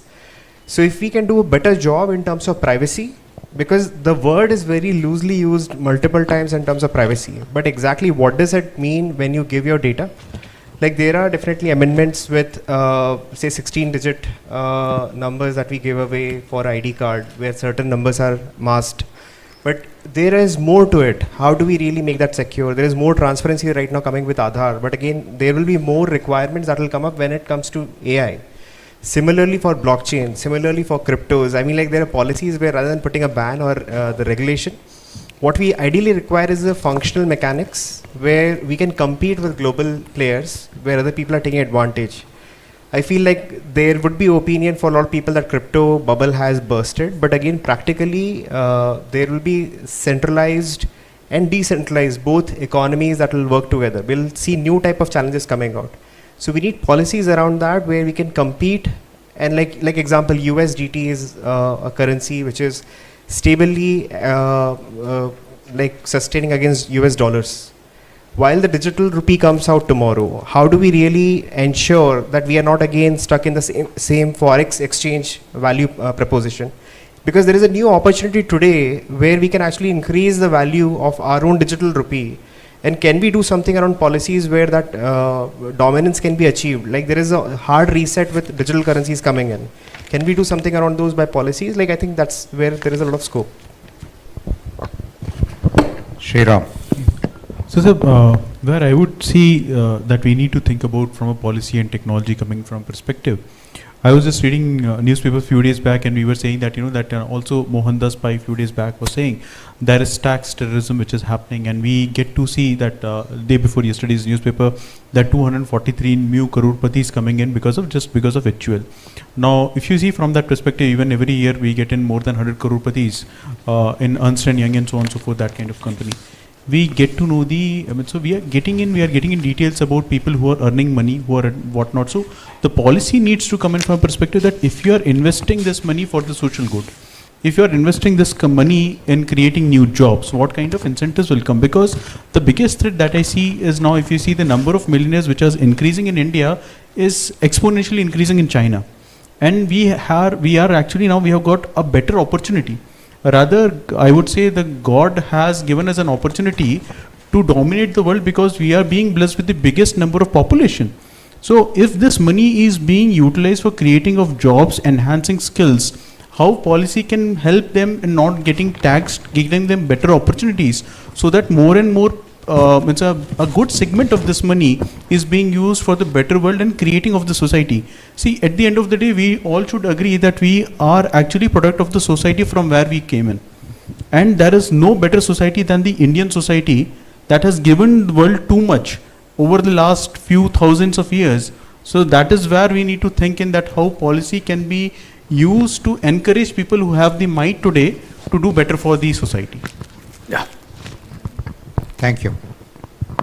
Satish. Quickly, I'll come from a different angle altogether, is that deep technology and policy decision. Our take will be that the cyber crime that happens in the logistics spheres, especially where you bring down a large corporate organization running with technology and suddenly someone hacks your system and your whole world comes to an end. Now, if someone is doing that, what is that the policy or the lawmakers can do in terms of the real sort of it, because it's bringing you complete disruption. I think that's one clear policy that I would look at globally as well as within the country, because today if you hack a system and you can threaten them or you can do whatever it is, and then you come to a situation of a negotiation table. So this is worse than terrorism in a different way, and it has brought down not one company, but it's brought down several things, and we are spending millions of dollars only to see who's hacking me from which part of the world, just to see whether Maersk got hacked, or last week I was in one of the pharma companies. All servers were hacked. Now, it's just that the other guy who's hacking it doesn't have a fear on what is going to happen if he hacks it. It becomes, I think that is where, as deep technologies come in, we need to look at clearly a policy on the cyber crimes as well. Thank you. Anyone from audience? Yeah, hello. Yeah, greetings to all panelists and Chandra Babu. Can you be louder, please? Yeah, greetings to all panelists and Chandra Babu sir. My name is Tushar. I am a senior research scientist at AI Center of Excellence for Reliance Research. Sir, my question and the proposal in terms of technology specific is related to especially the computation kernels. Anything we do with AI requires these computation kernels. Specifically, currently we use GPUs to solve the AI problems, but in a very sooner future we will use qubits. I want to propose that every API call for these computational servers should be made on Indian soil rather than US or China. Currently, which is not the case, and tomorrow, like a world war situation, we face the pandemic, more of an economic war like situation, and we will not be able to access those resources when the nation would need it most. So on a policy level, I want to know your views, and if you feel that this be as a strong proposal, that we have a computation servers hosted in the nation and have access to every undergrad student, startup, and other enthusiasts in a democratized way. Can you elaborate further? What do you mean exactly? I'm able to follow. Yes, sir. So the servers we need to have in our own nation. Yeah. Yeah, that is the. That is where warehousing, all these things, data, clouds, all these things. Yes, sir. Yeah, that is where we have to bring a good policy and secured policy. Now people don't have any belief on existing policies. That's why people are keeping all the data outside the country. That is the biggest challenge. So we have to bring conducive policies. That is also very important. I am in favor of that. All data, India can host it. We are capable. Even foreign countries can host data here. Then so much of benefit also for us. I am in favor of it. Thank you, sir. All these policies, what I am saying sometimes, all our ideas may not reach top people, policymakers. That is where GFST is going to work as a supporting policy decisions as a NGO, as a pressure group. This type of groups more and more as to emerge. It will become lobbyist also or creating policies also, giving ideas, everything will happen. Good policies sometimes, marketing also is important. We will work it out. Thank you. Good to know, sir. Thank you. Thank you. Any more questions? Sir, namaste. I am Venkateshwar Rao from Vijayawada. I am international patent holder. Reducing the keystrokes required for inputting characters of Indic languages. This is what's my invention, and 2022 December I got American patent in this. So I wanted to put a proposal in front of you, that is the language technologies, computing language technologies, especially for Indian languages. There are 22 Indian languages out there: Telugu, Tamil, Hindi, Kannada, Malayalam, etc. So that's why in coming trends, when we compare with 2011 and 2021, there are massive uses of languages, Indian languages, in the cell phones or in some other computing technologies. And IBM, Microsoft, and big companies also concentrating on these latest trends. That's called localization. So I wanted to put in front of you a proposal. That's what the encouraging local languages in computers, computer technologies. And me also, I have a startup company, that's Sri Tech Nivasa Private Limited. We are going to work in this regard. So I wanted to request you to encourage this type of Indic language technologies, because of agriculturists and women just who are illiterate in English and who are very literate in their own languages. Then only we can encourage themselves in computing trends. That's what my request. Thank you, sir. No, certainly it will develop. I remember olden days. At that time only laptops. Only few people can handle. Even myself and also chairman, IIIT Raju Reddy, we used to debate in Davos with experts how to make it very, very simple, even common man can operate. That is where icons at the time we used to think. Now it is a reality, even common man is using better than us. Exactly. Second one, language. We used to discuss from the beginning. Now local languages also, people are working in that.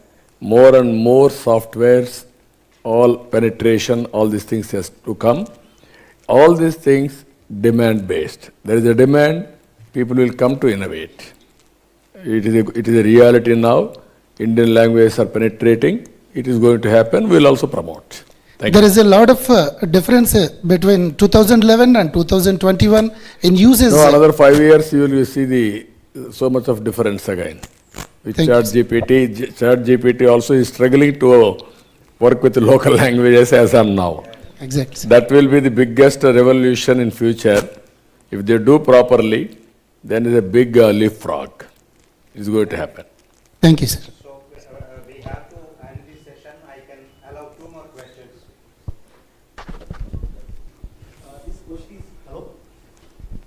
Can you hear me? Yeah. Yeah, please, carry on. This question to Ram and Sriram from EIT. So we are talking about deep technology and a lot of data is collecting, and India has coming to this population, lot of data is collecting. How the regulations and governance is going to happen? Because as someone mentioned, if the data goes to some wrong hand, definitely it's going to be issue. from the EY team, you guys are having any kind of regulations and any kind of measures or your team is working currently? We just want to understand. And other thing is, in ABN Telangana, a lot of lawyers are available here. And they don't have the opportunities like compared to the other IT or other sectors. So we want to see in the regulation sector, specific to deep technology, is there any options to them if they can study specific courses or if they can concentrate on specific technologies? We just want to hear because EY team is mostly focused on the audit-related consulting. So, yeah, in fact, I'll just address the last part which you mentioned, right? Audit is just one part of the function which EY or most of the big fours do, right? Audit is just one function. And in the advent of this whole technology explosion which is happening, right? Now, most of likes of EY, other big fours also, technology is mainstream now. So technology consulting is the largest practice, if you will, right, in most of the big fours. Now, the data and the policy part, right? As a part of the government sector or vertical, right, within EY, we work very closely with the Ministry of Information Technology, right? And that's where I was referring earlier to the data related policy. Because going forward, the data generation, the sources itself is going to explode. Every device is going to generate data and devices have to communicate with each other. And that is very important. So already there is a data policy as well as there was a question on data residency also. So that policy, EY is already working with some of the ministries. So, and I'm sure other big fours are also, right, because everybody is participating in that. That is already in works.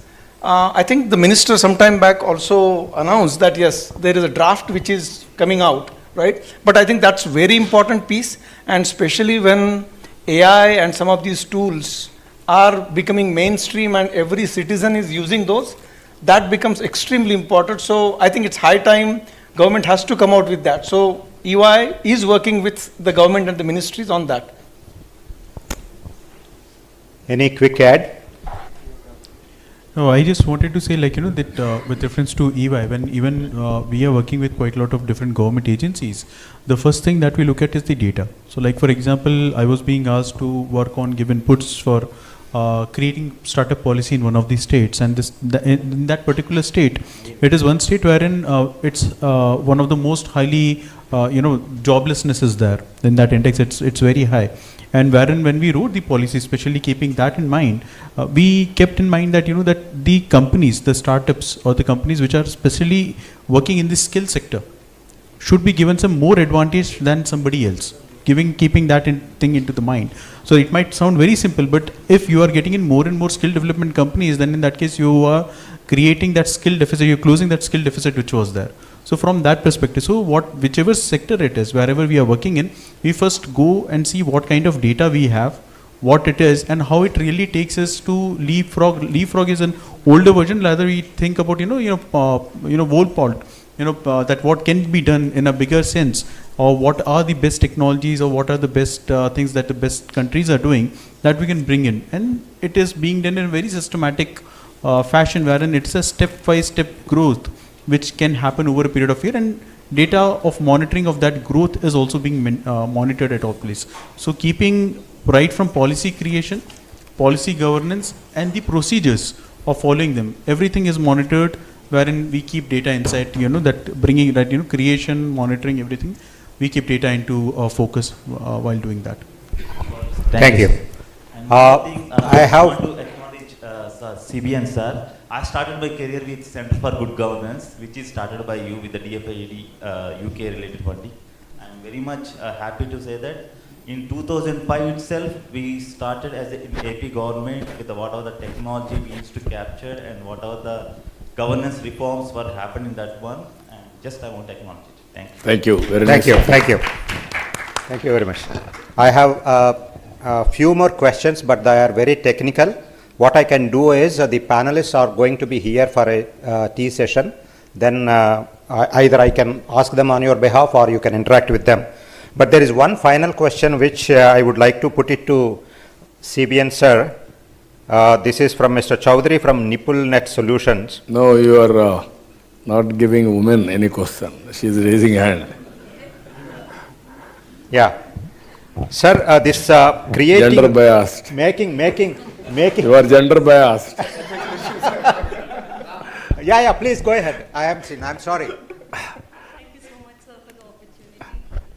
My question is, we've seen what wonderful leadership could do to a state or a country, or how it has impacted all our lives being here. So I wanted to ask you, what important piece of advice would you give for all the leaders who are driving this technology forward? No, what I am saying from the beginning, I am a strong believer in technology and leadership. Everything is possible. You want to achieve anything in life, have a focus, have your own vision. To achieve that vision, you work very hard. 20 years back or 25 years back, I used to have hoardings. Dare to dream, strive to achieve. That was my slogan at that time. Now, because of all these things, some takers, people like you, even sometimes I am worried, people are not coming to politics. I am thinking you are all selfish. You are all earning more comfortable lives. Thereby, quality of politics is deteriorating. All our future, all public policies are decided by politicians. If there is a quality of public policy, there is a transformation of the society, overall transformation. This is where we have to work it out, continuous way, how to bring better quality. If I didn't have this opportunity as a politician, I should not have been done these policies, IT, all these things, Hyderabad or IT or BT or pharma, all these things. This type of transformation is not possible. Ultimate, a leader in public life is important. Strong leader in the country's future is transformed, or state, or a company, or a family. This is my strong belief. Now more and more qualitative politicians has to come to public life. I wish all the best people like you has to join. Thank you so much. Or you work. Thank you. Now, sometimes I'm feeling bad also. Those people are very, very affluent. You won't bother about voting. The value of vote, you are unable to analyze. Some people, 2,000 rupees, 3,000 rupees, they are selling their future. That is another mortgaging. That is also dangerous trend. This is where democracy has to be protected continuously. That is where I am requesting all of you, awareness among, at least you have to bring awareness among voters. Now earlier, all of us used to do politics means only joining politics and do. Now we can change the public opinion through social media. You are the owner of your social media, either YouTube or Facebook or Twitter or Instagram or TikTok, anything for that matter. That is how we have to build opinion positively for good things. That is very important. Agreed, Thank you. Thank you, sir. Thank you. One last question, sir, to you. This is also from the audience and on behalf of all of us.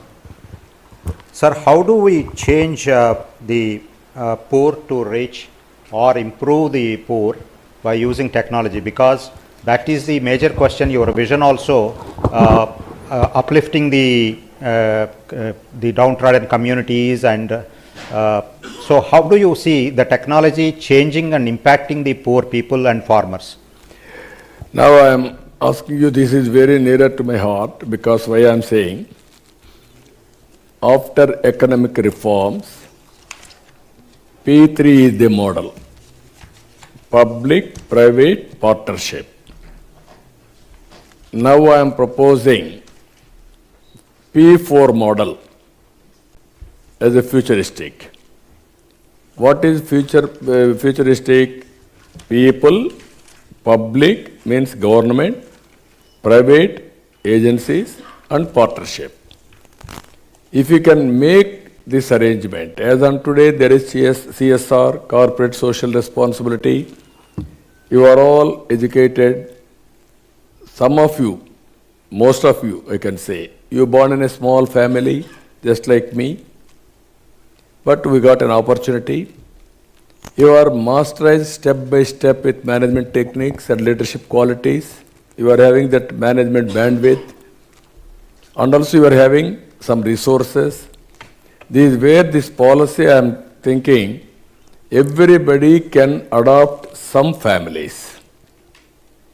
5 families, 10 families, basing on your capacity and bandwidth.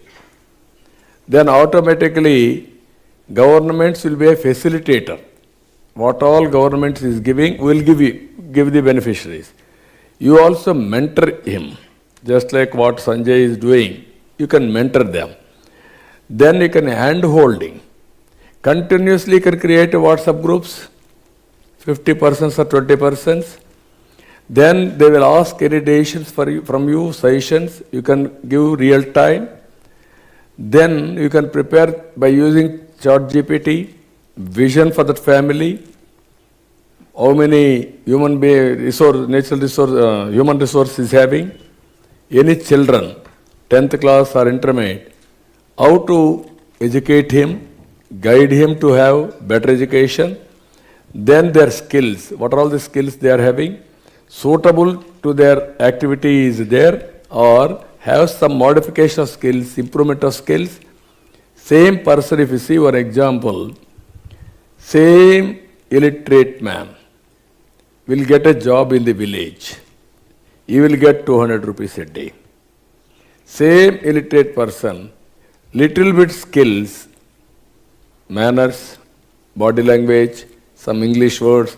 If you can get ITC, this hotel, you will get 20,000 rupees or 50,000 rupees. What it means? That is the value addition. If you can do that, proof of concept is every year per capita income. We can measure very easily per capita income. Then those who can perform well, government has to honor them, respect them. This is the cycle I want to create. It is our responsibility. You are all thinking to look after people or public, it is government responsibility. You are also taxpayers. You are earning money, you are giving to government money, that money we are spending. But if you involve, it is a quick transformation. This is where P4 model, I don't have any doubt, I am telling you again and again, you write down today, 2047. India will be number 1 or 2 globally, it will happen. That is the strength of India as on today. Second, Indians all over the world, you write down today, by 2047, number 1 influential community in serving the global community needs. You may call service, you may call exploitation of commercialization, I don't mind. But both public governance and corporate governance, Indians are going to dominate. By that time, I don't want to see again poor people as poor forever. They are hand-holding, P4 policy, how to make poor to rich. It is everybody's responsibility. Governments will facilitate, all of us has to cooperate, we will work together. That is the great India we wanted to see. That is where I need all of you to join with us in GFST. We will frame the policies, we will put pressure to governments. Thank you very much, sir. You wanted to say, ask anything? Yes. Yeah, please.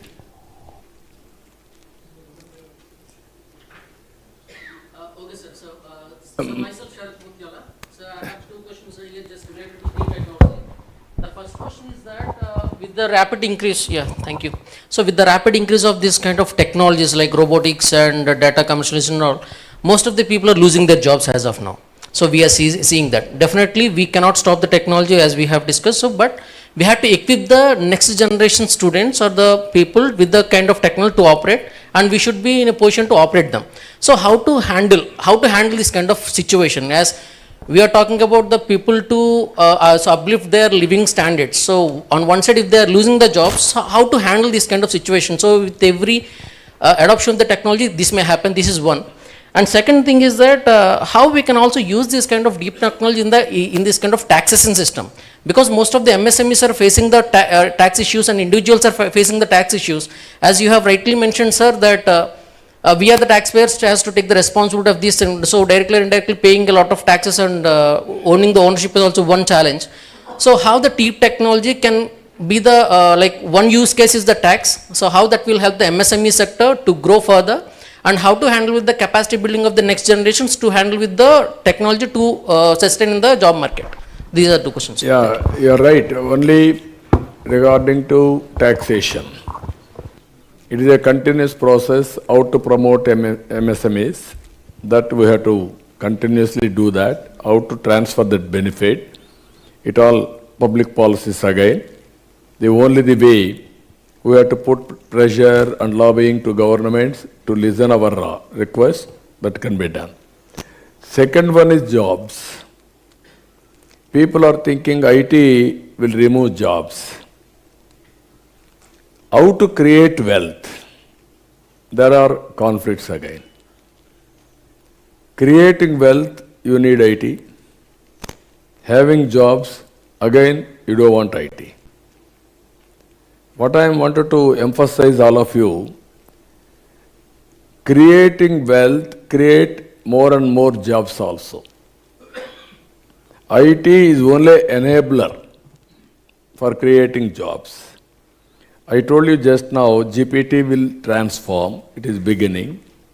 Every family, if you prepare a vision document for GPT, India will become a global supplier for services and also goods, either physical or virtual. You can imagine the opportunities. Thanks to Europe, thanks to Japan, thanks to China, countries aging, they need our services now.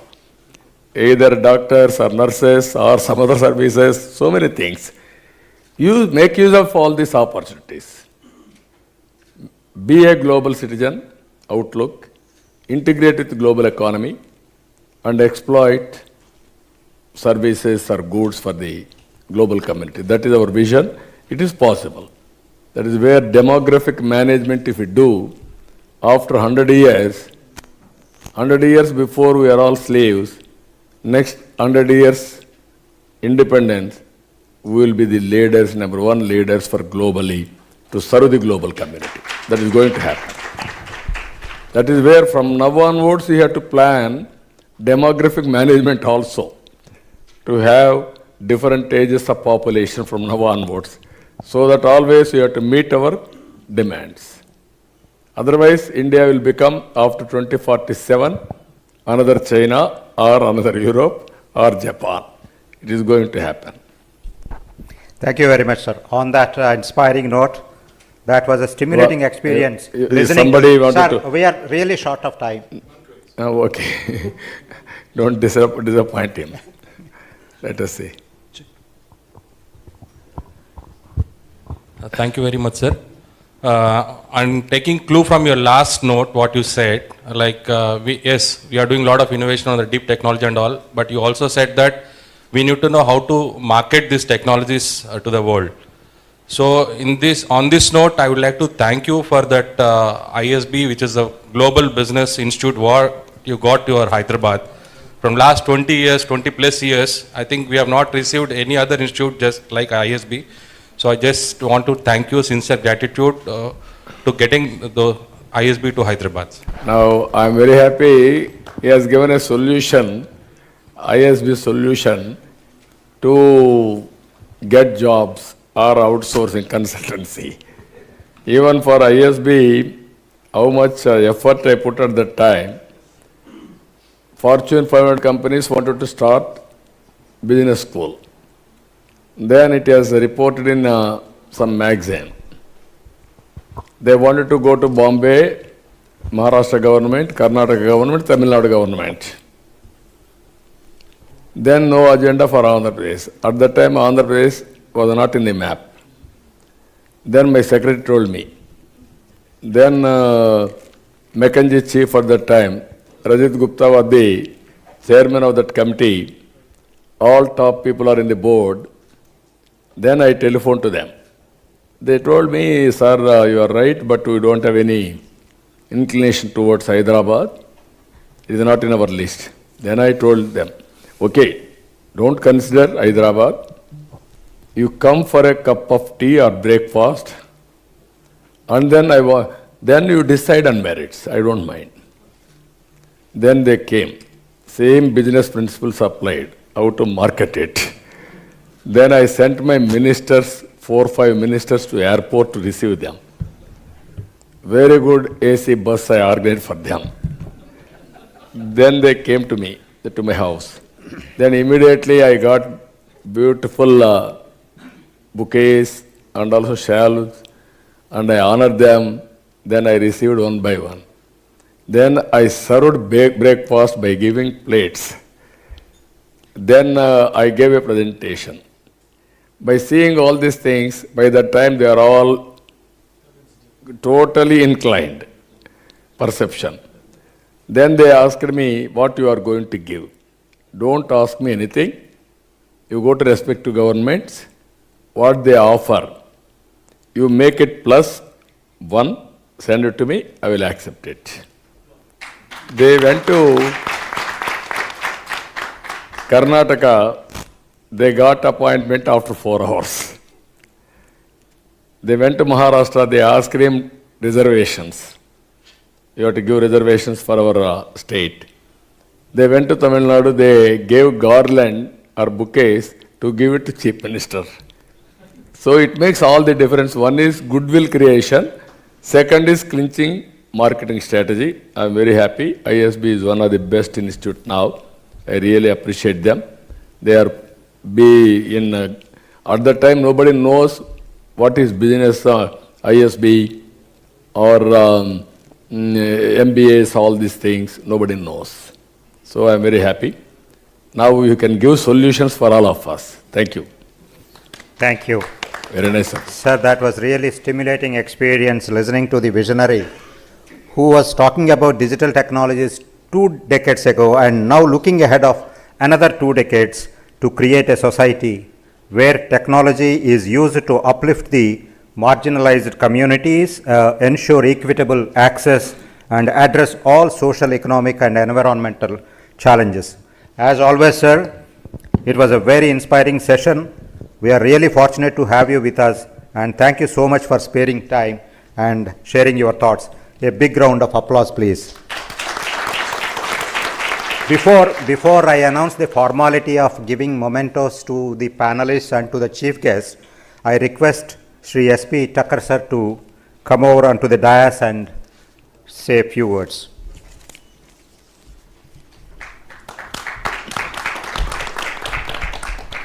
Thank you. I have 4 very simple comments here as an addition to whatever is happening. It's a very happy day for all of us.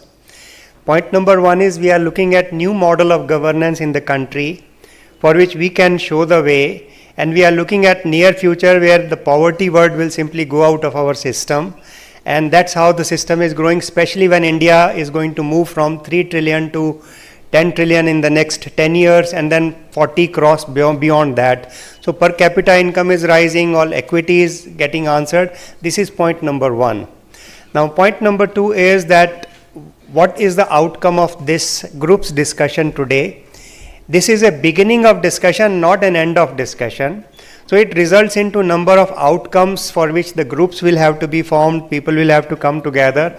So first of it will be public policy, if we are looking at 2029 and 2047. So public policy will be one critical item. Action planning simultaneously will be another item. Mr. Naidu always has talked about Falcon X, which he started, Nandi Foundation, which again he started. There are so many things which are there. On similar lines, if we are looking at startups of 2 kinds, The existing units which are already working and they are struggling, like we have a digital stack for MSMEs, again how it comes out, and the new startups. So how are we going to work on that? Who are the other volunteers who are willing to come and join GFST? This again will be very, very important for us, and take it as your own forum so that you can participate and then come back and contribute. So this is point number 2. We are also proposing to conduct similar conclaves every 30 to 45 days. As Mr. Naidu has mentioned, at least 10 points, 10 items are there. So we already have thought leaders in these areas. We also are looking for much more, and then we are trying to work out on that. So if you have any ideas in this context, or if you would like to partner with us, you are all welcome towards it. The final point is gfst.in is the website. Have a look at it. How do you want to contribute it to in whatever you think is possible? Please give that. It's already given over there. And just now we've got a message that UNESCO would like to join into our initiatives in various ways as to how we can take it forward. So all of you are welcome. Be a part of it. Tell your friends and all other people who can play some kind of a role, and let us take this forward. I remember when we discussed about formation of GFST, we were looking at something, our own World Economic Forum kind of a body, because World Economic Forum refused to come to India, though they have partnership with CII, but they refused to come to India. They are present in America, China and Japan, but not in India. Some discussions were going on to set up something in Mumbai, but we have our own forum like this where all of you can participate, and please mention to any more number of people who would like to join us. We are always available. Our information is available and you are welcome to join. Thank you. Thank you.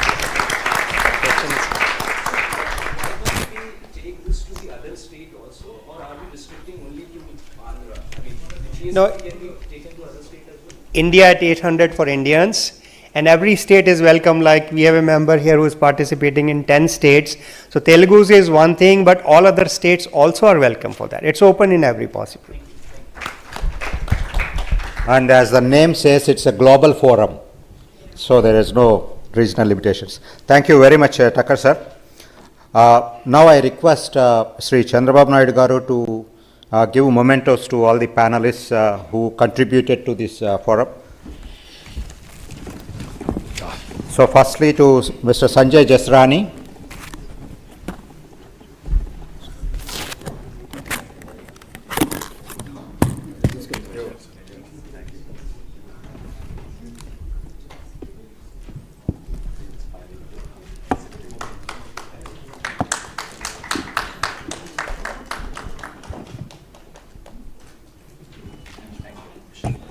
To Mr. Sridhar Seshadri.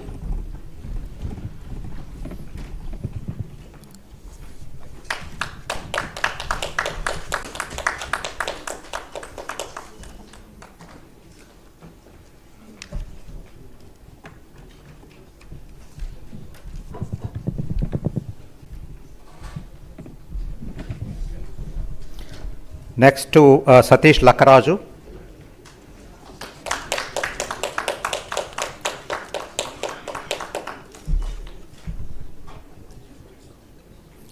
Mr. Sriram Iyer.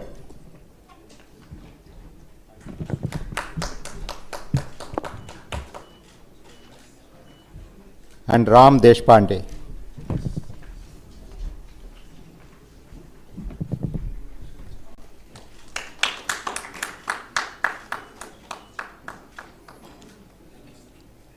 Now I request Tucker sir to present a memento to Sri Chandra Babu Naidu garu as a token of our love and affection, and Sanjay also to accompany.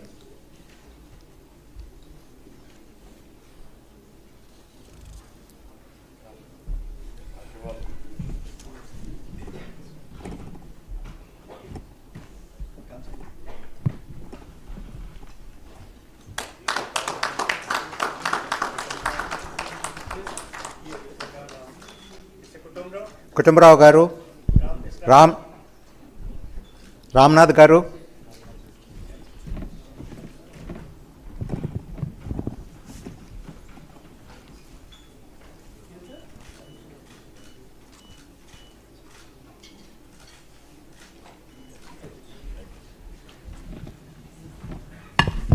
Thank you so much, sir. So that brings to the end of the first edition of seminar in our series.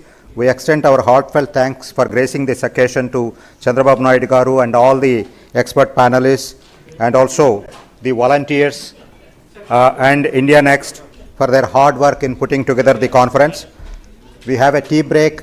I request all the participants to have their tea and snacks.